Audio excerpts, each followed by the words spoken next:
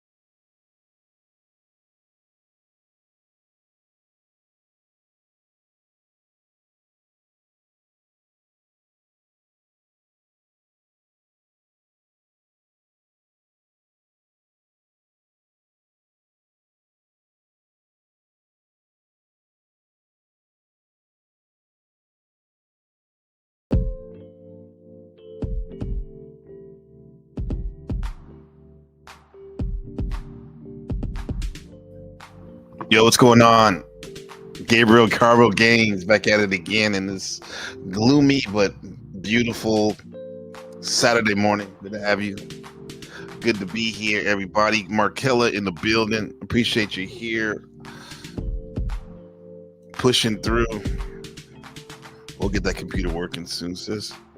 She says, welcome. Be sure to hit the subs, the links, notifications.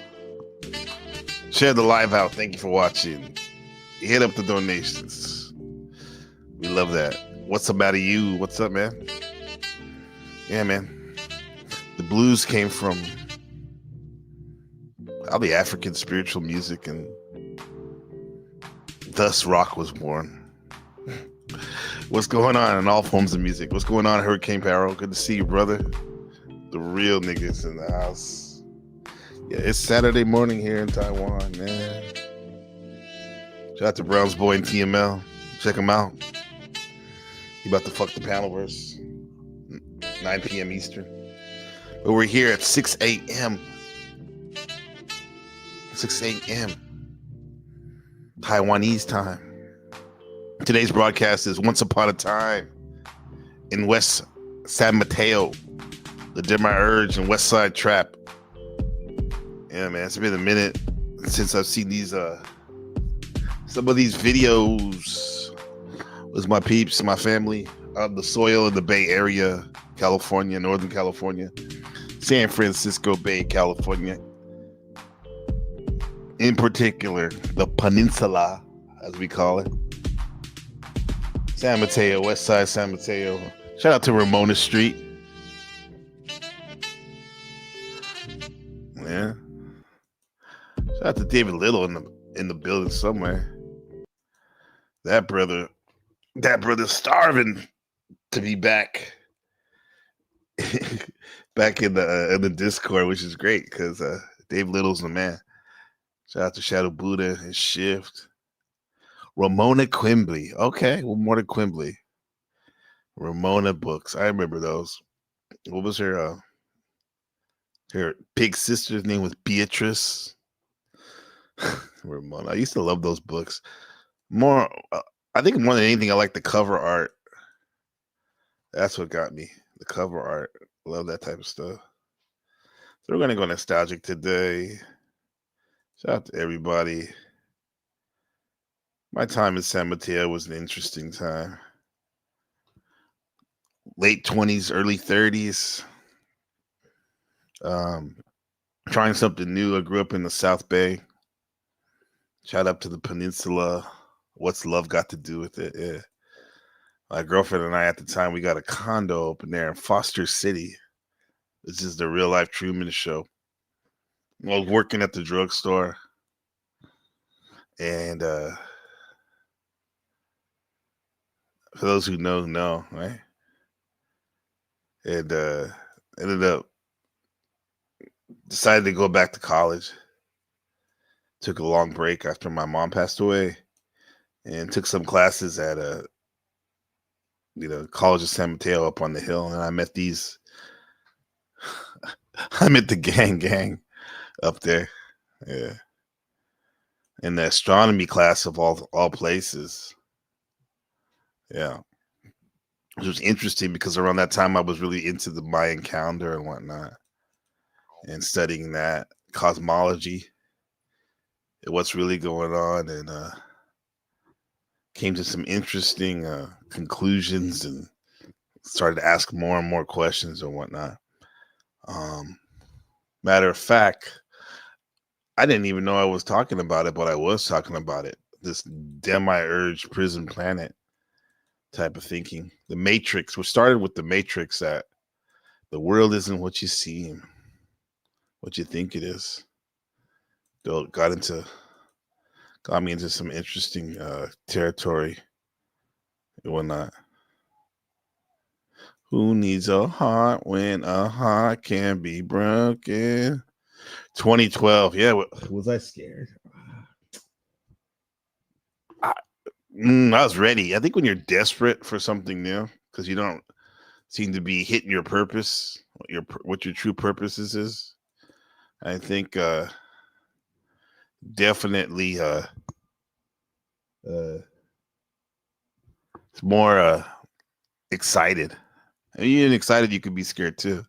And then what ended up happening is, when studying that Mayan calendar, I realized that the Mayan elders that were still alive today, they were saying that it's not necessarily the end of the world, like that movie with The Rock, but it's more like end of the old way of doing things personally. Your own private, personal apocalypse, singularity. And everything changed after that. On the level of my life. Found my love of studying alternative research and self-development, and ended up here in Shaolin in a roundabout way. Were you scared? What's the matter with you? Were you scared in 2012? What were your thoughts? Markella says, be sure to turn your notifications on for the 2025 award show. The voting is here and everything's here for Streamer of the Year. Doing that right now. It's a big deal, man. Right now we got the Vegas sector voting on 57 days away from the whatchamacallit, the award show. 57 days. Heinz 57. Streamer of the Year awards. Should be great. Go vote. Right there with the link. She put the link out for you right there. It's right there. Yeah.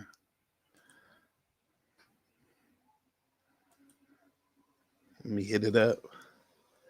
See what she's talking about.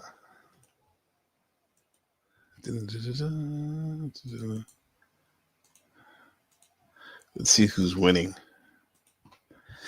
The winner will go on in this tournament of champions for Streamer of the Year, Audience Choice.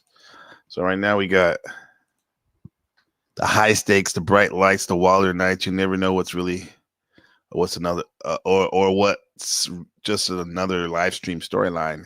Expect the unexpected. Cast your votes, rep your favorite. Enjoy the brilliant chaos. Got Resto Chesto, 21% of the vote. Mel Pandora leading with the 45% of the vote. Marathon Kev with 29% of the vote, and Resla with 5% of the vote.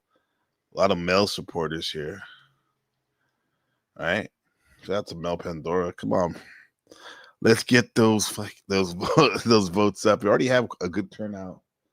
Last time we had about 130 people vote for the last sector where Hurricane Ruby won for the Streamers Anonymous. I think this time we already have 170 votes. Damn. Y'all are killing it. 170. What up, Shadow Buddha in the building? Ooh. With the E40 vote. With the E40. Yeah, so hurry up and vote. Get your vote on. Get your motherfucking vote on.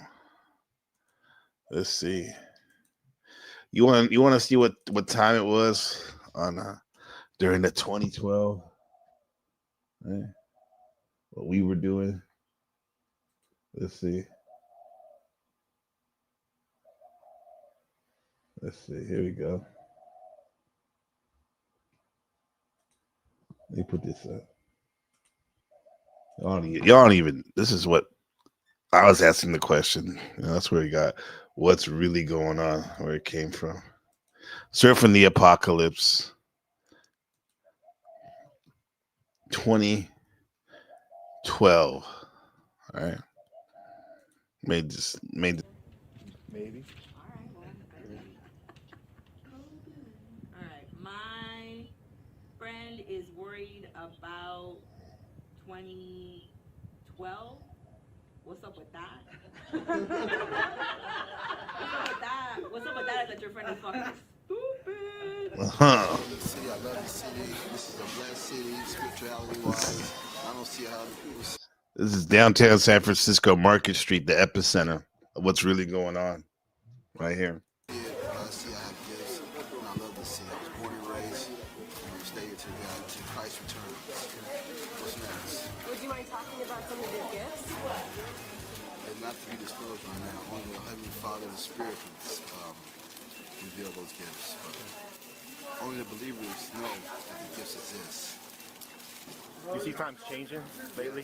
You see the change? Yes. It's a rapid change. Something's finna go down. I don't know when. Within the next year, I believe. I do believe the millennium. Do you hit the link for area? New Jerusalem will be here within the next year.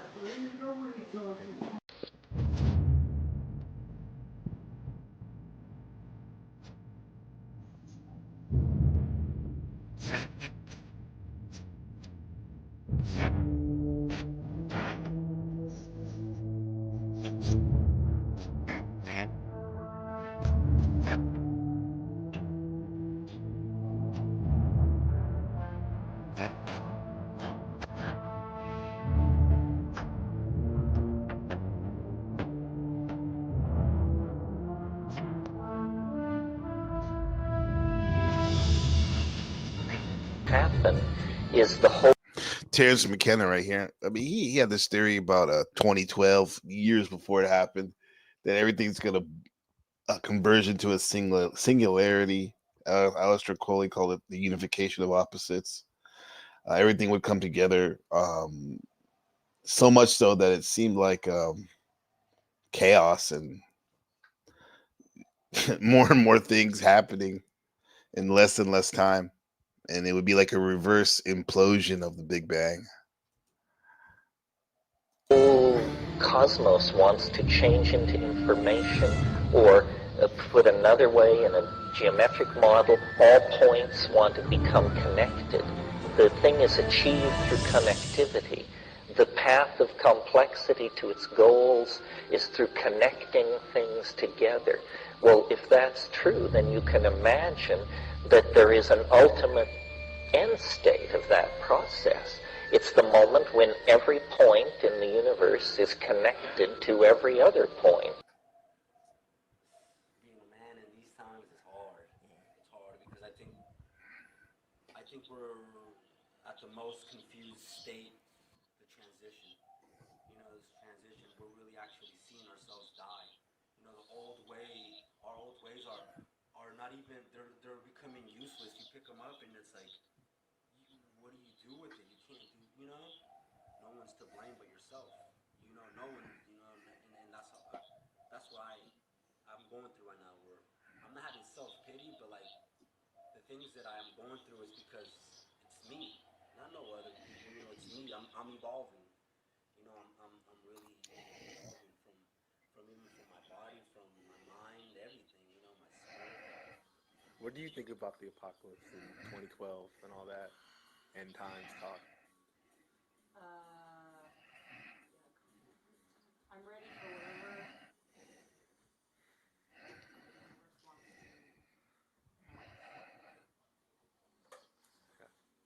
and that'll be us.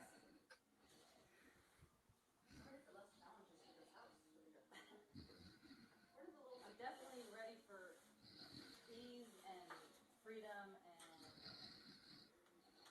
tranquility and more love and all that. So if that's what the apocalypse will bring, then I'm definitely for it. Got married on 12/12/12 in Monterey, California. What a number. 12 is the understanding. Yeah, that was a big one. Shout out to the What's About You 2.0. He said I had a plan during 2012. It was strapped up, motorcycle to the Cascades to meet up with friends, then make my way south. Sorry, family, they're getting left behind. That's dead weight, huh? Damn, man. He's the rest of us. Is that the show? He's on that. He's on that Mad Max tip, right? Yeah. Merrick Kelly got married on 999. Sound like you're German. 999. Sagittarius, Sagittarius, Sagittarius. Okay, that's a good one. Yeah. 2012. We thought it was the end of the world, but we were still here. October 28th, 2011 was the real end of the Mayan calendar as we know it. Getting to the top of the pyramid.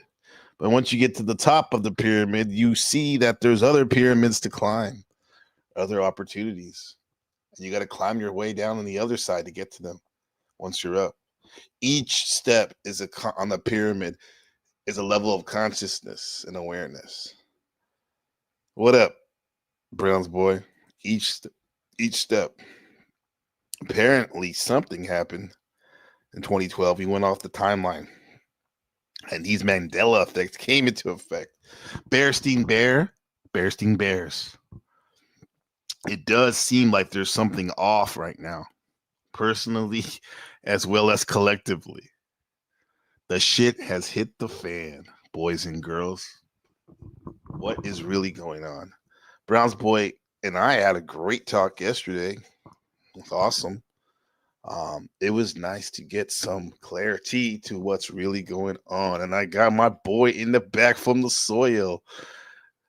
The guy that taught me real music. My nigga. My nigga. What up, Sean? What's up, dog? Thank you for I'm the doing good, bro. introduction. Yeah, man. I mean, How you shit. been? It's good, man. I could have gone over because the glaze is real, especially when it comes to Sean. Sean is the man. I brought up Sean before when I said my good friend over there in the peninsula over the years, man. I've been good, man. Just reflecting and trying to building. What about you, man? Good, you're in good. new soil, right? Yeah, we're in Fresno now, just a couple hours from the Bay, but Yeah, it's good over here. Slower, yeah, a little bit slower. Hold on, give me one yeah. second. You got you. You got you. We got this real quick. Let's as he does that, let's keep on I think this video is almost over real quick. Let's see. My view of the apocalypse, it's kind of personal. Everyone's apocalypse. It can be seen as egocentric, overly egocentric to say like, oh, it's apocalypse, just because you feel like your world's ending. But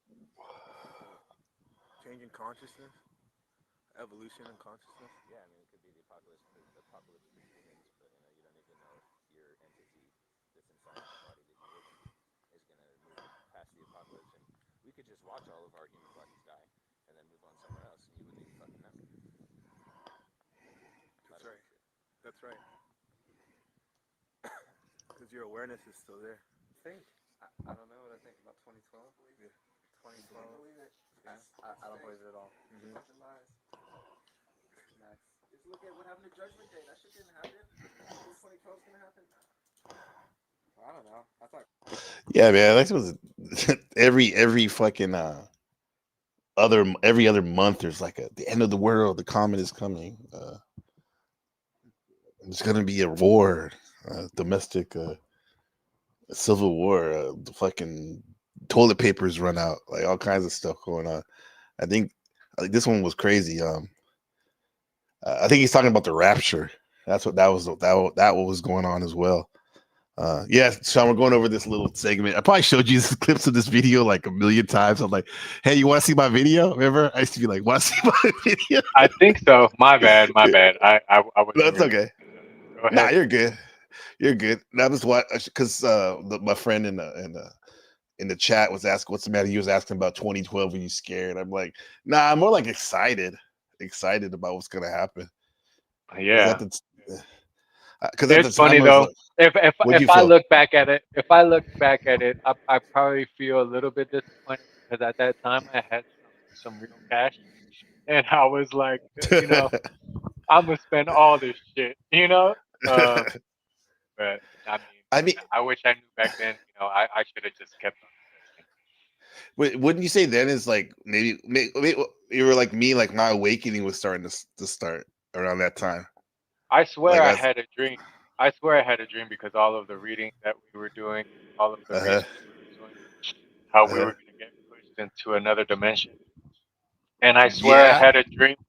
I swear I had a dream where my heart was like fluttering, and then uh-huh. I went through a portal, and then when I woke up, I was like, "All right, are we here? Are we in a different place now?" But Yeah. in But the dude, end, like I feel like I was in a different place.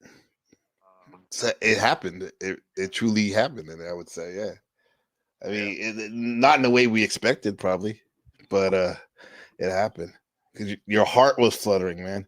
Because I mean, dude, when did you meet your love of your life? Brenda was like it was around that time. 2005. No, it was Oh, you 2005. before? Yeah, Oh yeah. but Okay. I would say that in 2012, I hit some rough patches. Not nothing like too crazy, but enough Hmm. to wake me up and say, hey, like like shit's real. You know what I'm saying? Yeah. So, I you got to be a man in this world. Nothing comes. It's all hard work. And I felt Yeah. Under the because you were always actually always working hard. It just seemed like your lifestyle it like kind of like seamlessly your work was your lifestyle. So it was like at that time. that. Yeah, It I wasn't always hard work, kept but I busy. know you work very hard. You Yeah, I always always work. kept busy. I always kept busy, but Yeah. also was very reckless, man. Very reckless. Yeah. Uh, kind of like self-destructive. Yeah. Yo, you're wild, bro. You know, homie, like making trips into Foster City. That's like Shark City, bro. It's like the Smith City in a way. And Oh, but you had it safe. We were in a safe spot. yeah. I just maybe that was just a little scary. That part, like I feel like I was safe.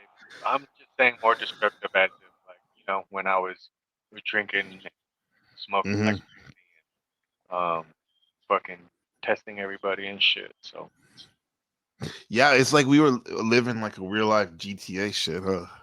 In a yeah, sense. Yeah. Yeah, because like when I met, I was telling them before you came on the intro that like I had moved up from the peninsula. Like I never really lived anywhere. I've been visited places, but lived anywhere. So I moved up here and got the condo with the girlfriend at the time. And it was like completely new. I like straight knew nobody besides her family. And then going to going to class at San Mateo up there, like that was a whole new. I think I saw like you and Chema and his girl at the time, like kicking in Marcos, and like I was like, "Hey, what's up, yeah. man?" What class was that? I think it had to be astronomy. Had to be astronomy. I think it had to be astronomy Yeah, we were trying to because figure that out too. Brenda did. yeah, because I don't think any other class would have gave us the freedom to kind of mingle a little bit. Because I remember do that class was remember, like it's kind and of I do huge. remember we had a group project together. Yeah. Yeah, yeah. I mean, that was like totally the best. It sums it up. That was the class we met. It was like epic. But I don't know about you, but I didn't take it as seriously as I would now at that time. Yeah. Oh yeah. It's different. Like you look back and say, man, if I would have just took things a little bit more serious, like like to me, I even look back at high school, like man, why didn't I keep my grades up? I would have been able to Right. have fun playing all the sports that I wanted to play. But I didn't have grades. I didn't have the GPA. Just being a knucklehead. You think Yeah. about it, like that's the easiest times of our lives. It is. We think it's like a job and all that shit. Like it's not. It's like it's preparing you. Even if like people talk shit about, they're like, oh, the B system, the school system, the public school system. However, it does teach you how to navigate in this matrix, right? In as a cog, but that's important though. That's part of what it is. Now, what you do after, add on to the curriculum, that's important too. That's the next level. But That was that was the best thing for me. Seeing teachers and other students, in high school because I had bad GPA, uh-huh. telling me, looking down on me and stuff like that. But when I after high school and I'm out, going to all the nicest restaurants, stacking my money and stuff like that, while I see them fucking serving me food at the restaurants, I was like, yeah, Oh yeah, that's happened. yeah, yeah. Yeah, yeah, that's a damn eye opening when stuff like that happens, man. You Yeah, you might have been, important in high school, but I'm important now. right. They're doing that Uncle Rico, like their whole well, back in my day, we want steak type of shit. Like, that's the pinnacle of where they came from, yeah. Uh, do you think this world we're living in is a school supposed to learn and level up? What do you think's going on? That's so funny because I had just watched something. Um, it came out of a movie that saying like, yeah, you have a whole bunch of lifetimes, right? And it's just a learning experience, and depending on how much you learn, then you get to go um, either stay away from Earth or ascend to something I don't even know. Yeah, But yeah, I believe so because I feel like we're old souls, right? that's right. Yeah, I feel like we were born knowing something already, and we have this intuition about the world, and that's how we navigate and made it to the places where we've made it. And some, I know people that say they don't even dream, or like you could just see it in their eyes. It's like, is there even a soul there? So yeah. No electricity behind the eyes. They're like dead. Yeah. I remember going to Daly City to your house, and then there's in particular time. I'm like, "What's up, man? What's new?" You're like, "Let me show you something." You're like, all like excited and stuff, and you showed me this video about the Anunnaki, and oh yeah, I never had heard of that before, and it was around the time I started to study about the Mayans and stuff. And then I watched that video and I was like stargazing and shit. I was like, I what the know. fuck? What was that? Kind And of weird, right? no, it was kind of weird, but you know what? To be honest, and I said this before, attributed to you, it kind of like sparked me on this quest for more knowledge, like this ravenous quest.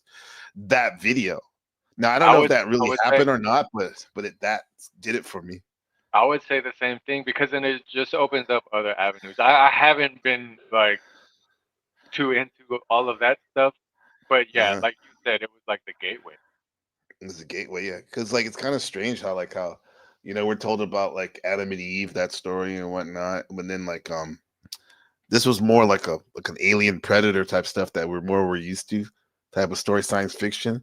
But the funny thing is that the more you look at those stories, you can kind of overlay it with the stories we already know about, like Adam and Eve and Noah and all that stuff. Yeah, It's like in a weird way, it seems like the ancients were talking about the same thing. It's just their perspective of it, because you I mean, know. you've read the Bible? Yeah, I've read it. Okay. They don't. Do they talk about evolution? Not in the terms that.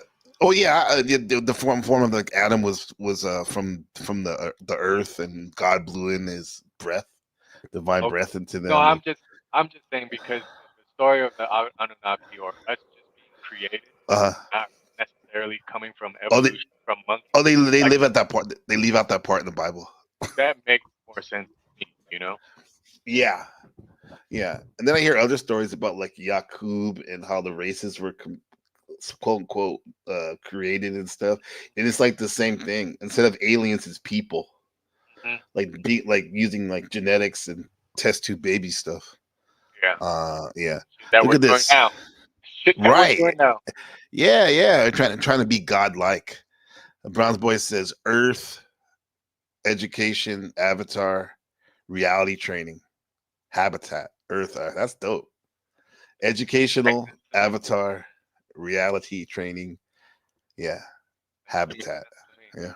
Yeah. Mm-hmm. It's the shit that I kind of teach my kids too. You talk about Avatar, and I was like, it's kind of like, what the fuck am I saying to my kids? But I'll just let them. I've heard that this place is hell, right? Because you're stuck in a body, you feel pain, you have feelings, things like that.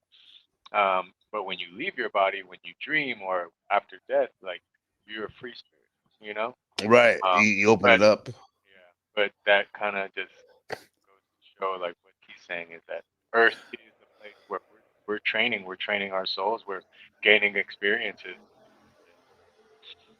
Yeah, it's like how you used to run like with the weights on your ankles or something to train, and then like to get stronger, jog or whatever. And then when you take them off, you can jump high. And this Earth suit is to kind of restrict you, so you can maybe like concentrate more on your thoughts, how they're creating reality, than and having to really work it out with your hands and stuff.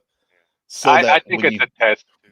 It's a test. yeah, yeah, basic Bible, basic instructions before leaving Earth. Right? That could be another one of it. Hell, he said, "Nah, dude, we don't have fire alarms and smoke detectors." What are you talking about? Hell. Okay, wait. This is interesting right here. What's the matter? He said apparently something did happen in 2012. We went off the timeline, and all these Mandela effects came into effect. What Yeah, do you think? You heard of that Mandela effect? yeah. Yeah. All that like when I came in, you were talking about the Berenstein Bears, right? Yes, sir. That's Yes, one sir. that Yeah. I saw. The one I Uh, remember is Jiffy. oh, Whatever Jiffy. happened to Jiffy fucking peanut butter? The one that really trips me out though is the one that Michael Jackson song, the one that SWV sampled. Oh, human nature. I think so, but Yeah. I remember in the very beginning of that, before the song started, you hear Michael Jackson um, doing some like Talking um, ad lib or something. vocal play, and now that Yeah, shit he's like gone. ad lib, like Yeah, shema, that type of shit. Yeah, and then he didn't do it, huh? I wouldn't doubt it, man. I wouldn't doubt it. When I was talking about with Shadow Buddha. That's my brother right there. He said at Brown's Boy, a lot of Gabe's early vlogs were like this. He was doing vlogs before many people were doing it as a fad. That's true. I mean, I wasn't the first, but he was that homie with the camera on your face all the time. Yeah, right, Sean. Yeah, would you still have that footage? I feel like you've I interviewed me before. Yes, I have a couple times. I have to wait at weight room in the garage. I don't know if it was at That's what Marco's I'm saying. house or something Do like you that. have Yeah, that? yeah, I have all that stuff. Yeah, You gotta share yeah, that with me. yeah. What I'll do is next time I'll have it all. Like, yeah, because that was some good stuff. I actually put that in the documentary for school for my project. We were Really? talking. I think you had you had the black hat. I don't know if you had I think you had the Pittsburgh hat back in the day with the Probably. chain. Like, probably. Black tee, like a corner boy, corner man. Yeah, and this is Man, what. I always think back like, damn, those were some good ass times, but at the same time, there were some paranoid times. And Mhm. I'm happy to be in the space that I'm in right now. You know, Yeah, yeah. Like, I mean, you always have been chill. Like, it's to very be like, honest, I've never seen you blow up before. Really? No, not oh really. yeah, Yeah, yeah. But I guess I always caught you at the times, different times. But like, you were the one that like kind of like to just your presence, because you never try to would really tell us what to do per se. But you're like the way you moved was like, okay, try to it's not that try serious. to see beauty in everything, right? Like I said, Right. you already had some Yeah. agree with me. Like, if this is hell, hey, make it heaven. Make it what it is. You know. Yeah, it is. Like, what's up, Joe Cool OG? Yeah, Joe Cool. This guy's from he's from Chicago, the South Side. Hey, He's I fucking it's love crazy up there. Chicago. I fucking Yeah, love Chicago. When I yeah, go over there, I'm like, damn, how come San Francisco can't? Like, you know what I'm saying? As yeah. far as What do like you like having a about it? shit clean, It is clean, especially downtown. yeah. Uh, Michigan Ave, right? yeah. What's I up, mean, Nanos? obviously, there's probably some places that I shouldn't be walking around at night, but I Right. was walking around at night and shit was fucking beautiful to me. They have a bunch of Yeah. cool little spots. What were we doing? We were playing. We were drinking and playing ping pong at some spot. Oh, this was Oh, one of those nights. Those nights are fun, bro, because like I don't know, I had a lot of nights like that in the city. Because after I spent a lot of time in the peninsula kicking with y'all, this is when maybe you didn't see me as much because I think you were dating, getting more serious with Brenda and stuff, and I think I went to yeah, I was kicking a lot in the city with the people I was going to school with, and like those nights are fun. Like when you end up one place, and by the end of the night, you're like three or four different places. oh, You know, yeah. yelling at bitches on Broadway. All right, Joe. On Broadway, that's that's all the strip clubs are and all that shit. Yeah. What do you say, Shadow Buddha? You said, "Oh, I was talking about my ex girlfriend who knocked the camera out of my hand." Nah, that's different. That was a different girl. That that girl with the camera, that was from the. I don't know. I don't think Sean ever met her before. The girl I was going out with the from my school, the surfer chick. That was when like you probably heard me because you know I always knew me with Andrea for forever, and then like, what's up with you, man? Like, oh man, nah, we broke up, doing my own thing. I And remember that it's when you were still living with her for a minute, or yeah, yeah, well, yeah, we're trying to work things out. I can Yeah, imagine that. yeah. And then I ended up then I found then I moved back to what happened was then I moved back home to or not to my house, but to a new spot in South Bay. But I would still Did come up I every now and then. did I give you Yeah. any advice? I think you did. I think you did. Yeah. You kind of calmed me I down mean, because I was like, hmm? yeah, for all men, I always say, man, as much as it hurts, you just gotta fucking move on. Oh Even yeah, if for they sure. text you some bullshit, you know. Yeah. Uh, Well, that's what happened, bro. Because like we were together almost 10 years, and then yeah. So when that we I broke, haven't had that. Yeah, that's tough. yeah. And then but then it was like we knew it was time to move on, but and I moved out. I got a little spot for a minute in Belmont, of all places. That's a weird place, Belmont, like in the foothills, right there. I like Belmont though. No, it's very nice. Yeah, yeah, definitely nice. But then I was like, then came back, and because we had the dogs too. So like that was like our children, Howie and Clyde. Howie? Yeah, Howie and Clyde. Yeah, He and hated then what's that? he hated me, right? Howie? Did he hate you? Maybe Howie was Clyde. stuck. Or was it Uh, Clyde? One of them. yeah, he think he barked because he was like shy, which is funny because he was a Libra like you. So I don't know what's going on. Yeah, but yeah, and then I went back. We went back and got back together, and I was like, nah, we gotta go for good. And that's when I moved away, and that was the best thing. And then once we were together, I mean, not together, I just basically, yeah, I didn't go back or anything like that after that because you're right. It's better just to move on, try something new. Yeah. It's better. Maybe unless you have like a damn like children in the in the thing, That's and gonna there might be, yeah, that's what keeps people together a lot of times during rough spots.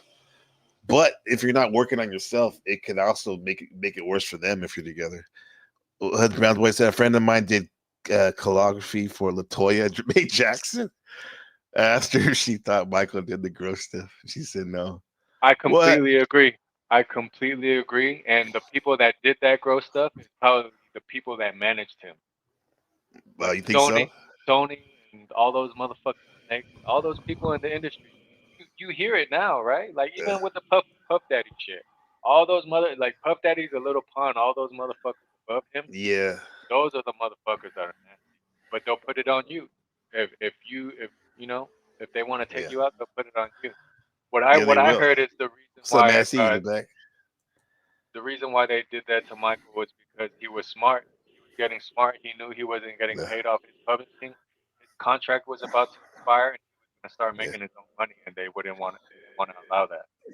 Yeah, and also too, you wanted to buy the royalties, the Beatles and all that shit. He had tried to do that, and yeah, he was on another level. But his metaphysical game was crazy.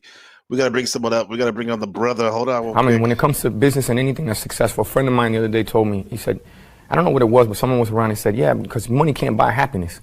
And he turned around and he said, no, money does buy happiness. You just got to give it away. That made all the sense in the world to me because it's the truth.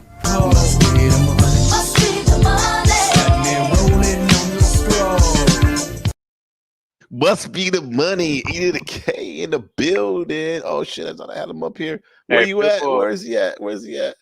There he is. What's up, brother? How's it going, man? Yeah, we get loud and clear, man. How's it going, big dog? I'm chilling, you know. Chilling, man. I'm gonna step out the whip. I'm gonna show you the view out here. Okay, let's see.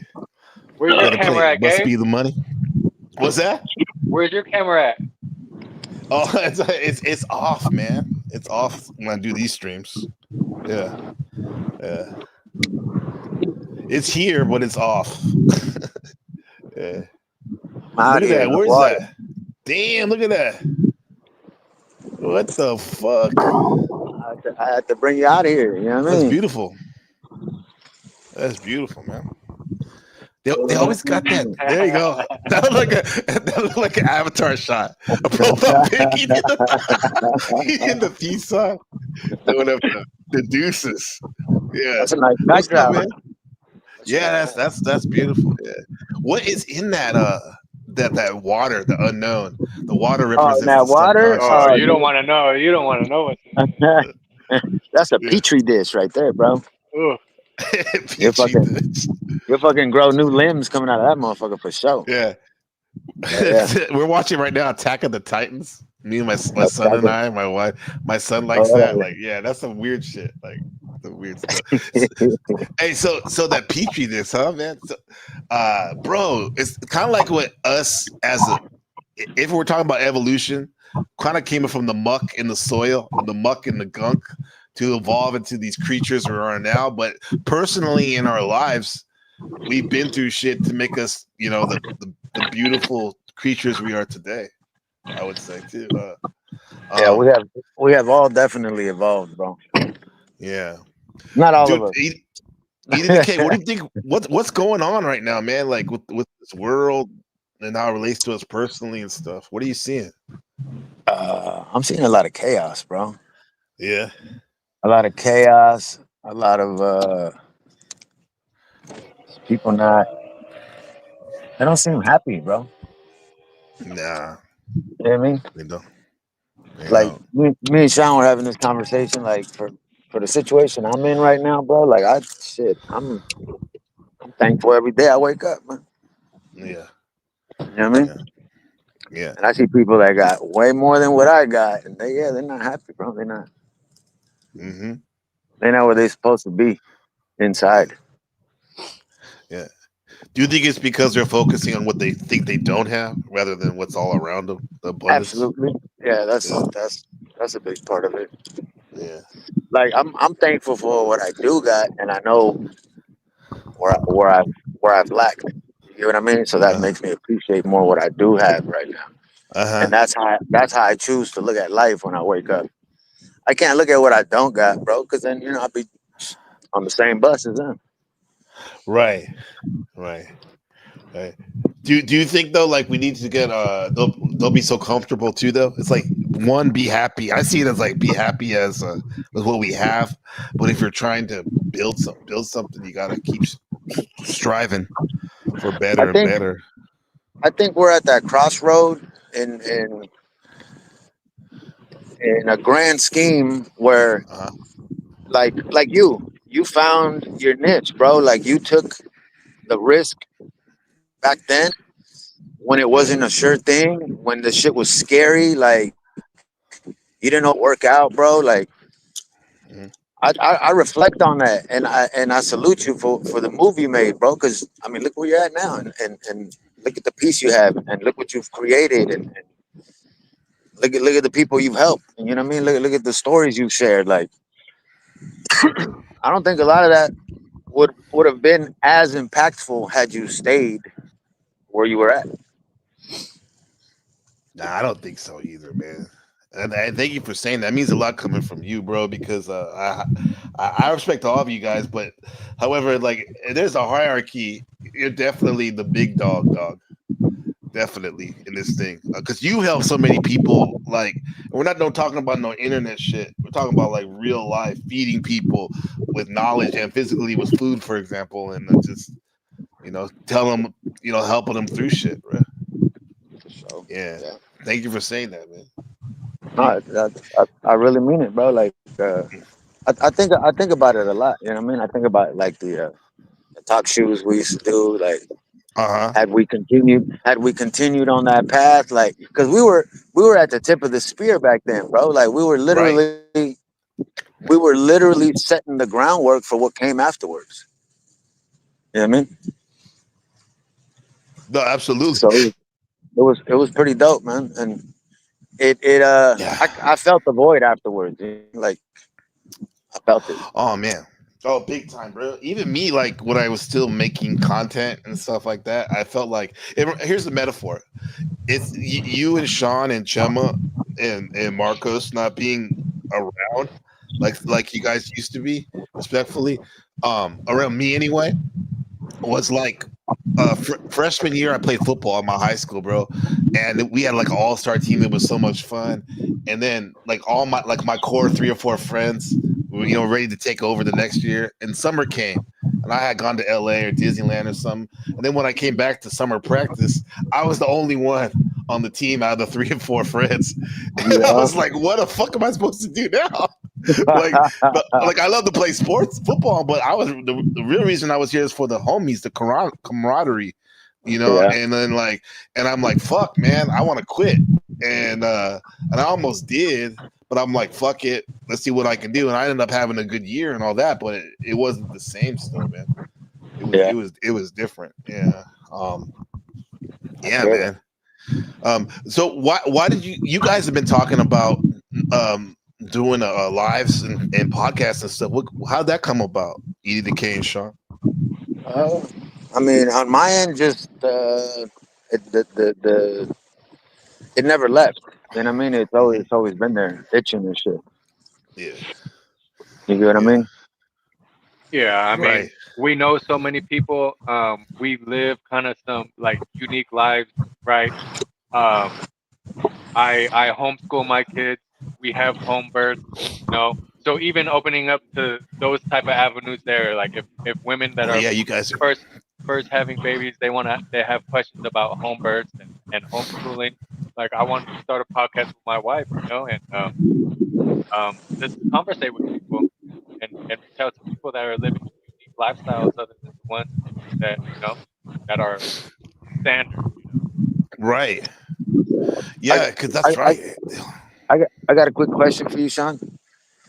Did the kids ever go to regular school before homeschooling? Because they couldn't. You know, we're in California where you have to have that vaccine checklist. Oh, okay, Uh, okay, okay. So I they they're were not vaccinated. blocking you guys from going Yeah. in because of the vaccine. I Got see I see someone in the chat was asking us to participate in the chat, it. but I don't know. It's not letting me join the chat. I'm sorry. I guess because I don't have a YouTube account. I do have a YouTube account, but I don't have a stream whatever login. Oh no! If you go to this link here, I'll send in the link to the show. You can from your YouTube account, you can make comments like you would in any other live. Here, I'll show you right now. Here, if you want. They were asking too if you have my great mods were asking if you have any links to your own channels you want to share. Hey, So maybe next time. Maybe next time. okay. Here's I just I put mean, the me, link I in don't, the I don't, back. I don't have a channel. Yeah, but hey, dude, this is Mikasa Sukasa. So if you Yeah, guys exactly. need, this is it right here. This is it. It's all we need, and not all we need, but like, yeah, man, here to get your feet off the ground again. This is it, home base for you guys, man. You got a whole mansion. It ain't like a little ass studio or something. Nah, you got the whole wing of the house, the west wing and the east wing. Now you You guys just can said find out home. who wants the east or the west. I don't know how it goes. Hey, I would assume Sean would hey, want the you west, said right? you No, said you said home base, bro. you're far east coast. Yeah. You far east coast. Nigga, that's either K. How the fuck again? How the fuck did you end up in Mateo? Because then you used to wait. Was it you originally come from the South Bay or Mateo? Which one was it? I don't know. I was born in L.A. Oh, that's Lived right. in Yeah. Texas. Lived in Texas. Moved to That's Mateo. it. Then moved to San Ho. Then went back to Texas. Then came back to Mateo.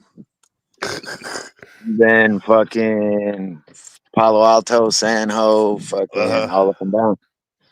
Then to the Valley, fucking Turlock, Modesto, Turlock. Damn. Manteca, Stockton, Lodi. Uh, Yeah. yeah. I've been out there, Would you bro. say Mateo was your formative years, or was that more East Side, Uh, Andrew Hill area, or whatever? Yeah. nah, well, I mean, I'd have to say my time in San Mateo, bro, on the streets, shaped a lot of who I am today. Mm-hmm. There was a lot of fine tuning once I left because I left the city early, bro. I left, when I had my first son at like 18. Mm-hmm. So I left. I tapped in with, different people from different areas, different age groups, different mentalities, different backgrounds.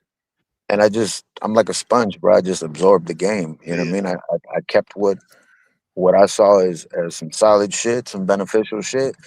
And then, whatever wasn't to my liking or I didn't feel like that's the way of the world, I just left that shit behind.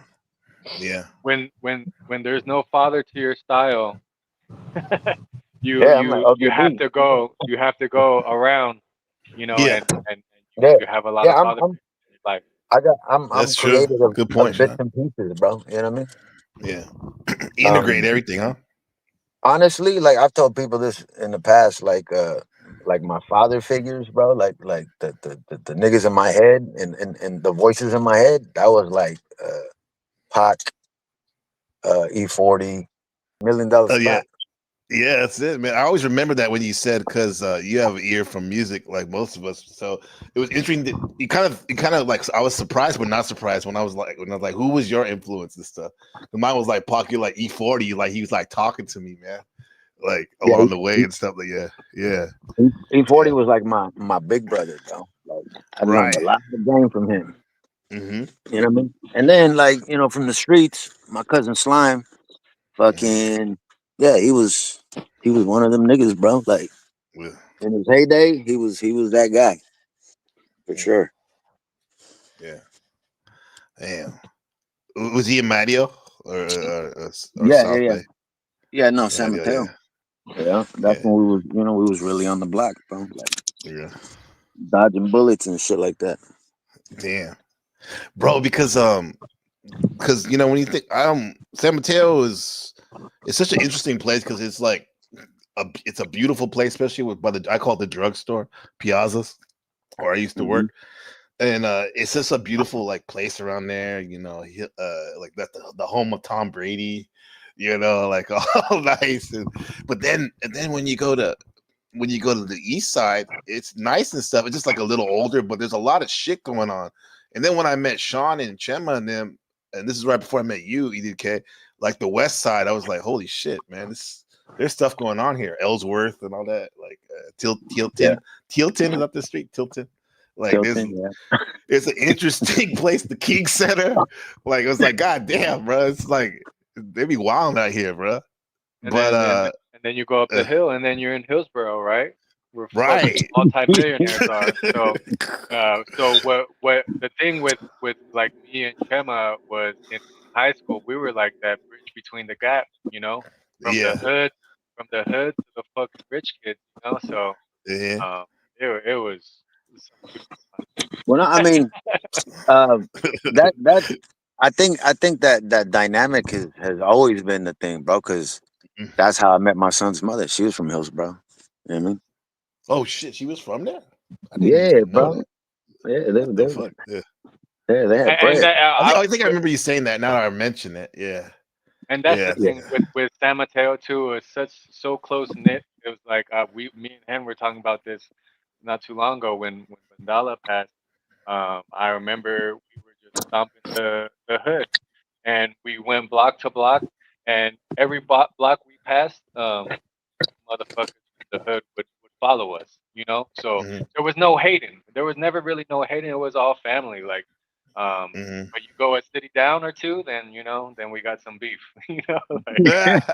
Hell Yeah. yeah. And then, DC and all that. South City. Yeah, I bet South City was crazy kind of for you guys. South City, Could have been. Redwood, Yeah. What's Oh, crazy is Redwood, that Alfonso. yeah. The thing is, Redwood. what's crazy. we have links over there, but they're gonna be Uh, looking Yeah, at you from the side. uh-huh. yeah, yeah. Yeah. Yeah. Yeah, I mean, yeah, I remember that there was people were linked up, but then it wouldn't take very much for the shit to go south. You know what I mean? Or go sour. Really? Yeah, bro. Like it was always like it'd be 1 minute, everybody's Yeah. cool, and then some shit would happen, and then it's a wrap. It's war. It's Yeah. war. Yeah, Hmm. Yeah. we not cool with them cats no Oh, more. Type shit. yeah. Yeah, dude, I on mean, a on a crazy shit. You must have been like a junior high school student or whatever. I think during the 90s, like when EPA was crazy, even though like we always hear like that was the murder capital per yeah, capita for a minute of the United States. But I would assume even like after that it was still hot, right? It's still hot yeah. for a minute. East Palo Places Alto's like that. always been that little spot, bro. You get your shit Yeah. knocked off in there. Yeah, for sure.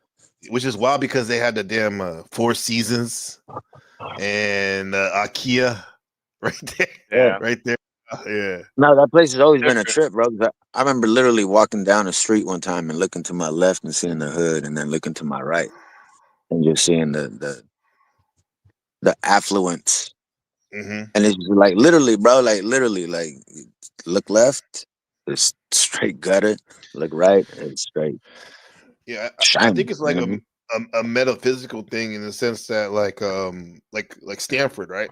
That's like the Harvard of the West Coast, basically. I Yeah. think, right? And then, but then you Yeah. have East Palo Alto, which is the hood. The same thing like in Southern California with USC. It's straight in the hood of South Central, right there as well. Like the old affluent USC is right there. University of Spoiled Children, some of us say, and it's like right there with the yeah. It's just interesting how these things work. University of spoiled Yeah, children. huh? What's that? What'd you say? You said University of spoiled children. Yeah, that's what. That's a kind of joke. Say that about USC University. Even though I would have loved to gone there, I would have loved to gone there. That would have been fun to study film or psychology or something like there. Yeah, but That would be it's a tough. trip. It's a trip. Yeah. Look at this. Let me see. I got you. We're watching this video where do you remember that little park right there by Piazza's? Like Yeah, down the street, and it's like there'll be like a lot of damn coyotes sometimes and mountain lions every now and then. I never This is seen where I was that. talking. Oh, I never seen it either, but on the news I seen it. But like I was talking to this one cat that used to come into the store about it on my break, probably smoking trees or something. But like, it's what he said about 2012 right here. Kind of like what you said earlier about we might already be dead. Let's see. My view of the apocalypse, it's kind of personal. Everyone's apocalypse. It can be seen as egocentric, overly egocentric to say like, oh, it's apocalypse, just because you feel like your world's ending. But changing consciousness, evolution and consciousness. Yeah, I mean, it could be the apocalypse for humans, but you don't even know if your entity that's inside of the body that you live in is gonna move past Kind the of low apocalypse. about that We sound. could just watch all of our human bodies die and then move on somewhere else, and you wouldn't even fucking know. That's right. That's right. Because your awareness is still there. Think. I don't know what I think about 2012. Yeah. 2012. I don't believe it at all. Mm-hmm. Just look at what happened to Judgment Day. That shit didn't happen. This 2012 is gonna happen. I don't know. I thought Chris Farley would live, but he didn't. Gabriel is really the angel that came to Jesus, came to Muhammad. Yeah. But Hey, God came Do you recognize that place, Hippie Hill, right there? yep. Yeah, right there. Mm-hmm. Yeah. to Moses. He's Moses. That's his name. When was that? Was that on 420 or what? No. It's like an off day, bro. I used to try to go there like as much as I could. That was like maybe like on a probably like on a Thursday afternoon or something, or morning or something like that. No, Saturday morning. Yeah, not 420. Yeah. Blowing the trumpet and all the people that are asleep are waking up. Yeah. That card is like so. Seems like I've been like waiting for something like that to happen, like some big event, something to come out like big out the sky where everyone's just forced to be like, what? The hell just happened? Yeah. Like what's really going on? People are getting tired of their subconscious crap, and they're just moving in a whole new direction, surrendering to. That's a fact.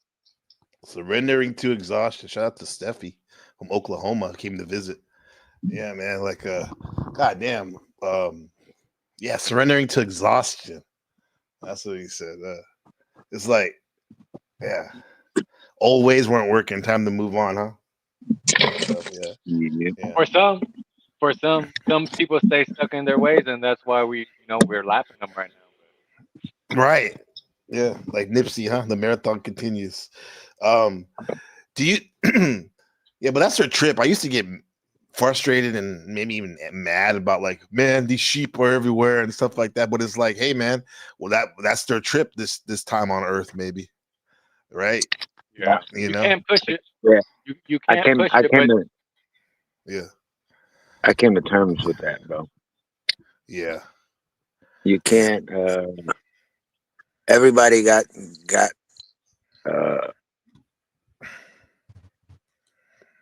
Everybody got an assignment, bro. Mm-hmm. You know what I mean? Your assignments could be right next to each other, or they could be towards the same path, towards the same direction, but they don't always end up at the same destination. You get what I mean? Yeah. So you might work on something together with somebody, but ultimately your paths might lead in two different directions, even though you had some things in common. But yeah, Right. man, everybody's at a different speed.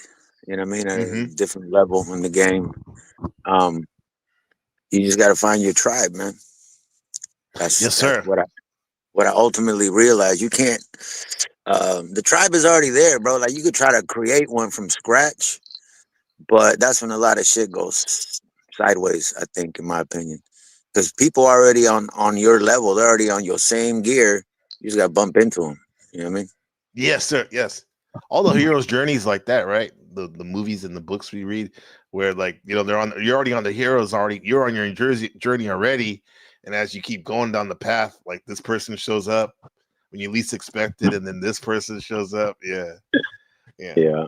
yeah. But in the case of with you guys, it seems like for whatever reason, Sam at the Peninsula was a big part of my journey for me because I met like at least 4 or 5 motherfuckers that are like to this day I consider family. You know what I'm saying? Like even though we don't speak as much as we used to or whatever, Yeah. it's still like we pick up where we left off You and remember when you stuff. came Like down to Esteban to visit me, bro? At that one big ass house with the pool. yeah, bro. Yeah, what the hell? Yeah, exactly, man. Hey, Yeah. was crazy. We knew the people that owned that house, and then they got fucking foreclosed on, right? Ah, So they left. They were yeah, like, you know what? Fuck them. They were like, if you want, you can stay in the house. We just till the wheels fall off. yeah, So yeah, we had the yeah, whole house to ourselves. yeah. Yeah. What? Yeah. So you were swimming a lot back then? Nah, because the pool. It by the time we got there, they had already kind of let the pool go for like close to a Uh huh. month, so it was a little grimy. Yeah, I tried to clean yeah, it, but I didn't have, you know what I mean? I didn't have all the right shit for it. yeah. Yeah. What would you say, bro? Because one of the big things we talked about, not that I've done them a lot, but like in terms of like psychedelics and stuff and mushrooms and stuff, how do you think that fits into all this? Oh, This that time we're was living. okay. That's a very good subject that you bring up because I was thinking about that the other day, right? I had done a lot of psychedelics before I met you, right? Mm-hmm. So I Yeah. had walked through the veil a few times, Mm-hmm. but I was lost. Like I was poking my head around, looking around and shit, and yeah, the shit was very interesting, but I had no context for it. Yes, sir. It wasn't until I met you and we had our conversations and you gave me that Be Here Now book, bro. Mm-hmm. That literally was like it unraveled my mystery, basically. Like it it gave me more direction for me for where I was going in my life and Mm-hmm. why shit had went the way it went and so on and so forth. And Yeah. but yeah, the psychedelics were cool. I mean they opened a lot of doorways, but without um like I said, I didn't have no context behind it. You know what I mean? I didn't know what I was looking at. I didn't know what I was experiencing. Yeah. I can see how we could end up even feel like even more lost a little bit sometimes, even though it's cool, some high powered, it's high powered and all, but it's like, Yeah. man, I have no way to orient. No base. Yeah. Yeah. You're right, because it would be easy to check out. We all check out in different ways and whatnot, but there's even I came from a community for a minute where that's the way people I guess deal with things. Like, they say you can't get addicted to them, but I don't agree with that. I think some people are pretty hardcore where they can Oh, th- they can you're hmm? you're Go ahead. touching on a subject matter right now, bro. Addictions. Yeah, man. Nah, Yeah. I think well, it's like I said, like I partially read that book with Carlos Castaneda, right? Oh, that's a great one. Well. Where he was teaching the dude how to uh, smoke the mushrooms, right? The powdered Hmm. mushroom, and he would have to like lay on his side or whatnot with his arm out, and right. There was a whole process behind it, right? But Hmm. basically, the shaman walked them through it. You get what I mean? Like he told them, like you're gonna see this, you could expect it, right? Certain things you could expect. Um, Hmm. when a person doesn't have that tour guide, that's when they can get lost in that shit, and it could go bad. Yeah. They can lead you down like it could even farther away from your purpose than when before you started. That's Yeah, wild, bro. Like yeah, it's a whole new level. Yeah, yeah, yeah, yeah. yeah. I mean, I always thought they were cool and all, and I actually people will be surprised. I haven't even done them that much, but I was just interested in it, and that's probably why, like over the years, I've talked to so many people, like in interviewed per se for my channel, like on their experiences. But at one level, I thought they were interesting, but I never really. The more I get away from that type of content, the more I'm like, eh. If anything, those are just not just stories, but they're stories, and those, for if anything, those are more valuable to the people a lot of times that actually experience those things.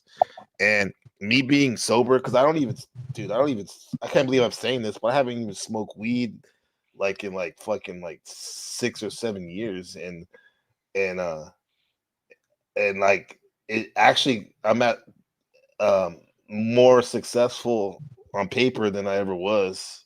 And I think a Hmm. lot of that is because I was trying to escape things. Um and I use that as a crutch to do that. Don't get me wrong, I think it's a beautiful, beautiful plant, and I'm so happy. And I think for me, in moderation would probably be cool, but I don't even know if I can do that, to be honest. But anyway, what I'm saying is there's something to be said about being somewhat clear-headed for me, Yeah. you know.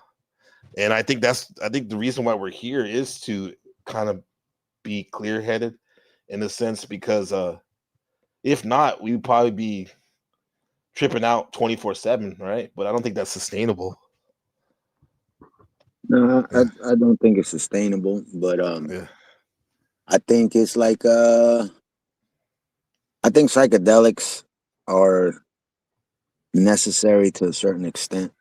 You know what I mean? Not everybody's gonna need them, Hmm. but some folks do need them, in my opinion. Yeah, like the shamans. And here's one shaman. Like this is a new friend, a new friend for you guys, for me, relative to like knowing you guys all the years. This is someone that I really respect. Let me bring him up real quick. Plug walk. I don't even understand how the fuck my plug talk. Pick him up in a space coupe. I don't let my plug walk. Skirt, pull up in a space. New freak had to cut my other little bitch off. 50K, you could come and book a cracker for a plug walk. Big ol' Bentley, it's a spaceship. Call me on my phone, I don't say shit. I make money when I talk. I'm a boss, take a loss. The machine lies is a boss. What's up, machine? You like that one? That What's shit's going on, hard big right dog? there. Yo, what's This is going on? the legend himself, the machine lies. How's it going, bro? Good to have you, What's man. going Thanks on, for Machine coming up, Lad? man. Yeah, this is my brothers over here, Edie the K and Sean from the soil, the Bay Area. Yeah, they're blessing us tonight, man. This is a machine. I really respect Machine. He's a legend. Yeah, Shouty. yeah. Yeah, it's good to What's be up? here. It's an Yeah. interesting topic though, Gabe, because Brenda had just watched this documentary on soldiers that had PTSD from Mm-hmm. Afghanistan, and that they Okay. would go to Mexico and get that frog poison, and that shit would fucking wipe away their PTSD. Yeah. It would make them face their fears, but by the end of the trip, they had like newfound joy to live. You know? Right. It's kind of like a reset. They reset themselves, huh? Well, Yeah. Yeah, Oh yeah. Yeah. yeah. You're it's a talking about chemical. bufotenine. It's a 5-MeO DMT, right? Yes, sir. And yeah, it's interesting because they found that in the urine of kids that have autism and schizophrenia and stuff. Their urine produces bufotenine. Really? Wow, What the fuck? Yeah, it's Damn, I didn't weird. wow. know that. Uh, That's very deep right there. That's very Yeah, uh, deep. it is weird. Yeah. yeah. The autism stuff too. I've heard Makes a that. lot of Like, sense though. yeah, That makes a yeah. lot of sense now. Those people are kind of supposed to usher us in, because I played a little video about Terrence McKenna back in the day talking about the singularity 2012 and this new way of being, and some people think that like the way the autistic folks see life this world. It's kind of like the reason they may not fit in right now, but the way they see stuff is it's gonna be like if you don't more or less get with that type of program, more or less, or a variation of that, you're gonna be left behind. Yeah, well, it's the plants, it's the nature, right? Nature is visionary, right? So there's information already in the plant, right? It's not coming from your mind, right? It's coming from the plant, right? Mhm. So you already know, like that Yeah. nature has information that we don't have. That's like the seed, the genetics in the seed. Yeah. Right. Yeah, the Yeah. plant is taking you some respect, huh? Like the plant Yeah. needs us too. It's like it's taking us. I think so. I think so. Yeah. I think McKenna was right about that. He's sort of Neoplatonic, but he said that that the hallucination is something you couldn't have conceived of. So he said there's no reason to think it came from your brain, right? So yeah, so the plant is producing the hallucination. I mean, I think he's correct. Right. Yeah.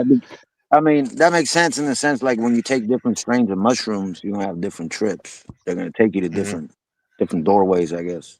Right. And they're not similar to dreams. You know, you see different things and you see in your dream. It's like a different type of world, you know, it's not the same dimension. You mean, right? Yeah.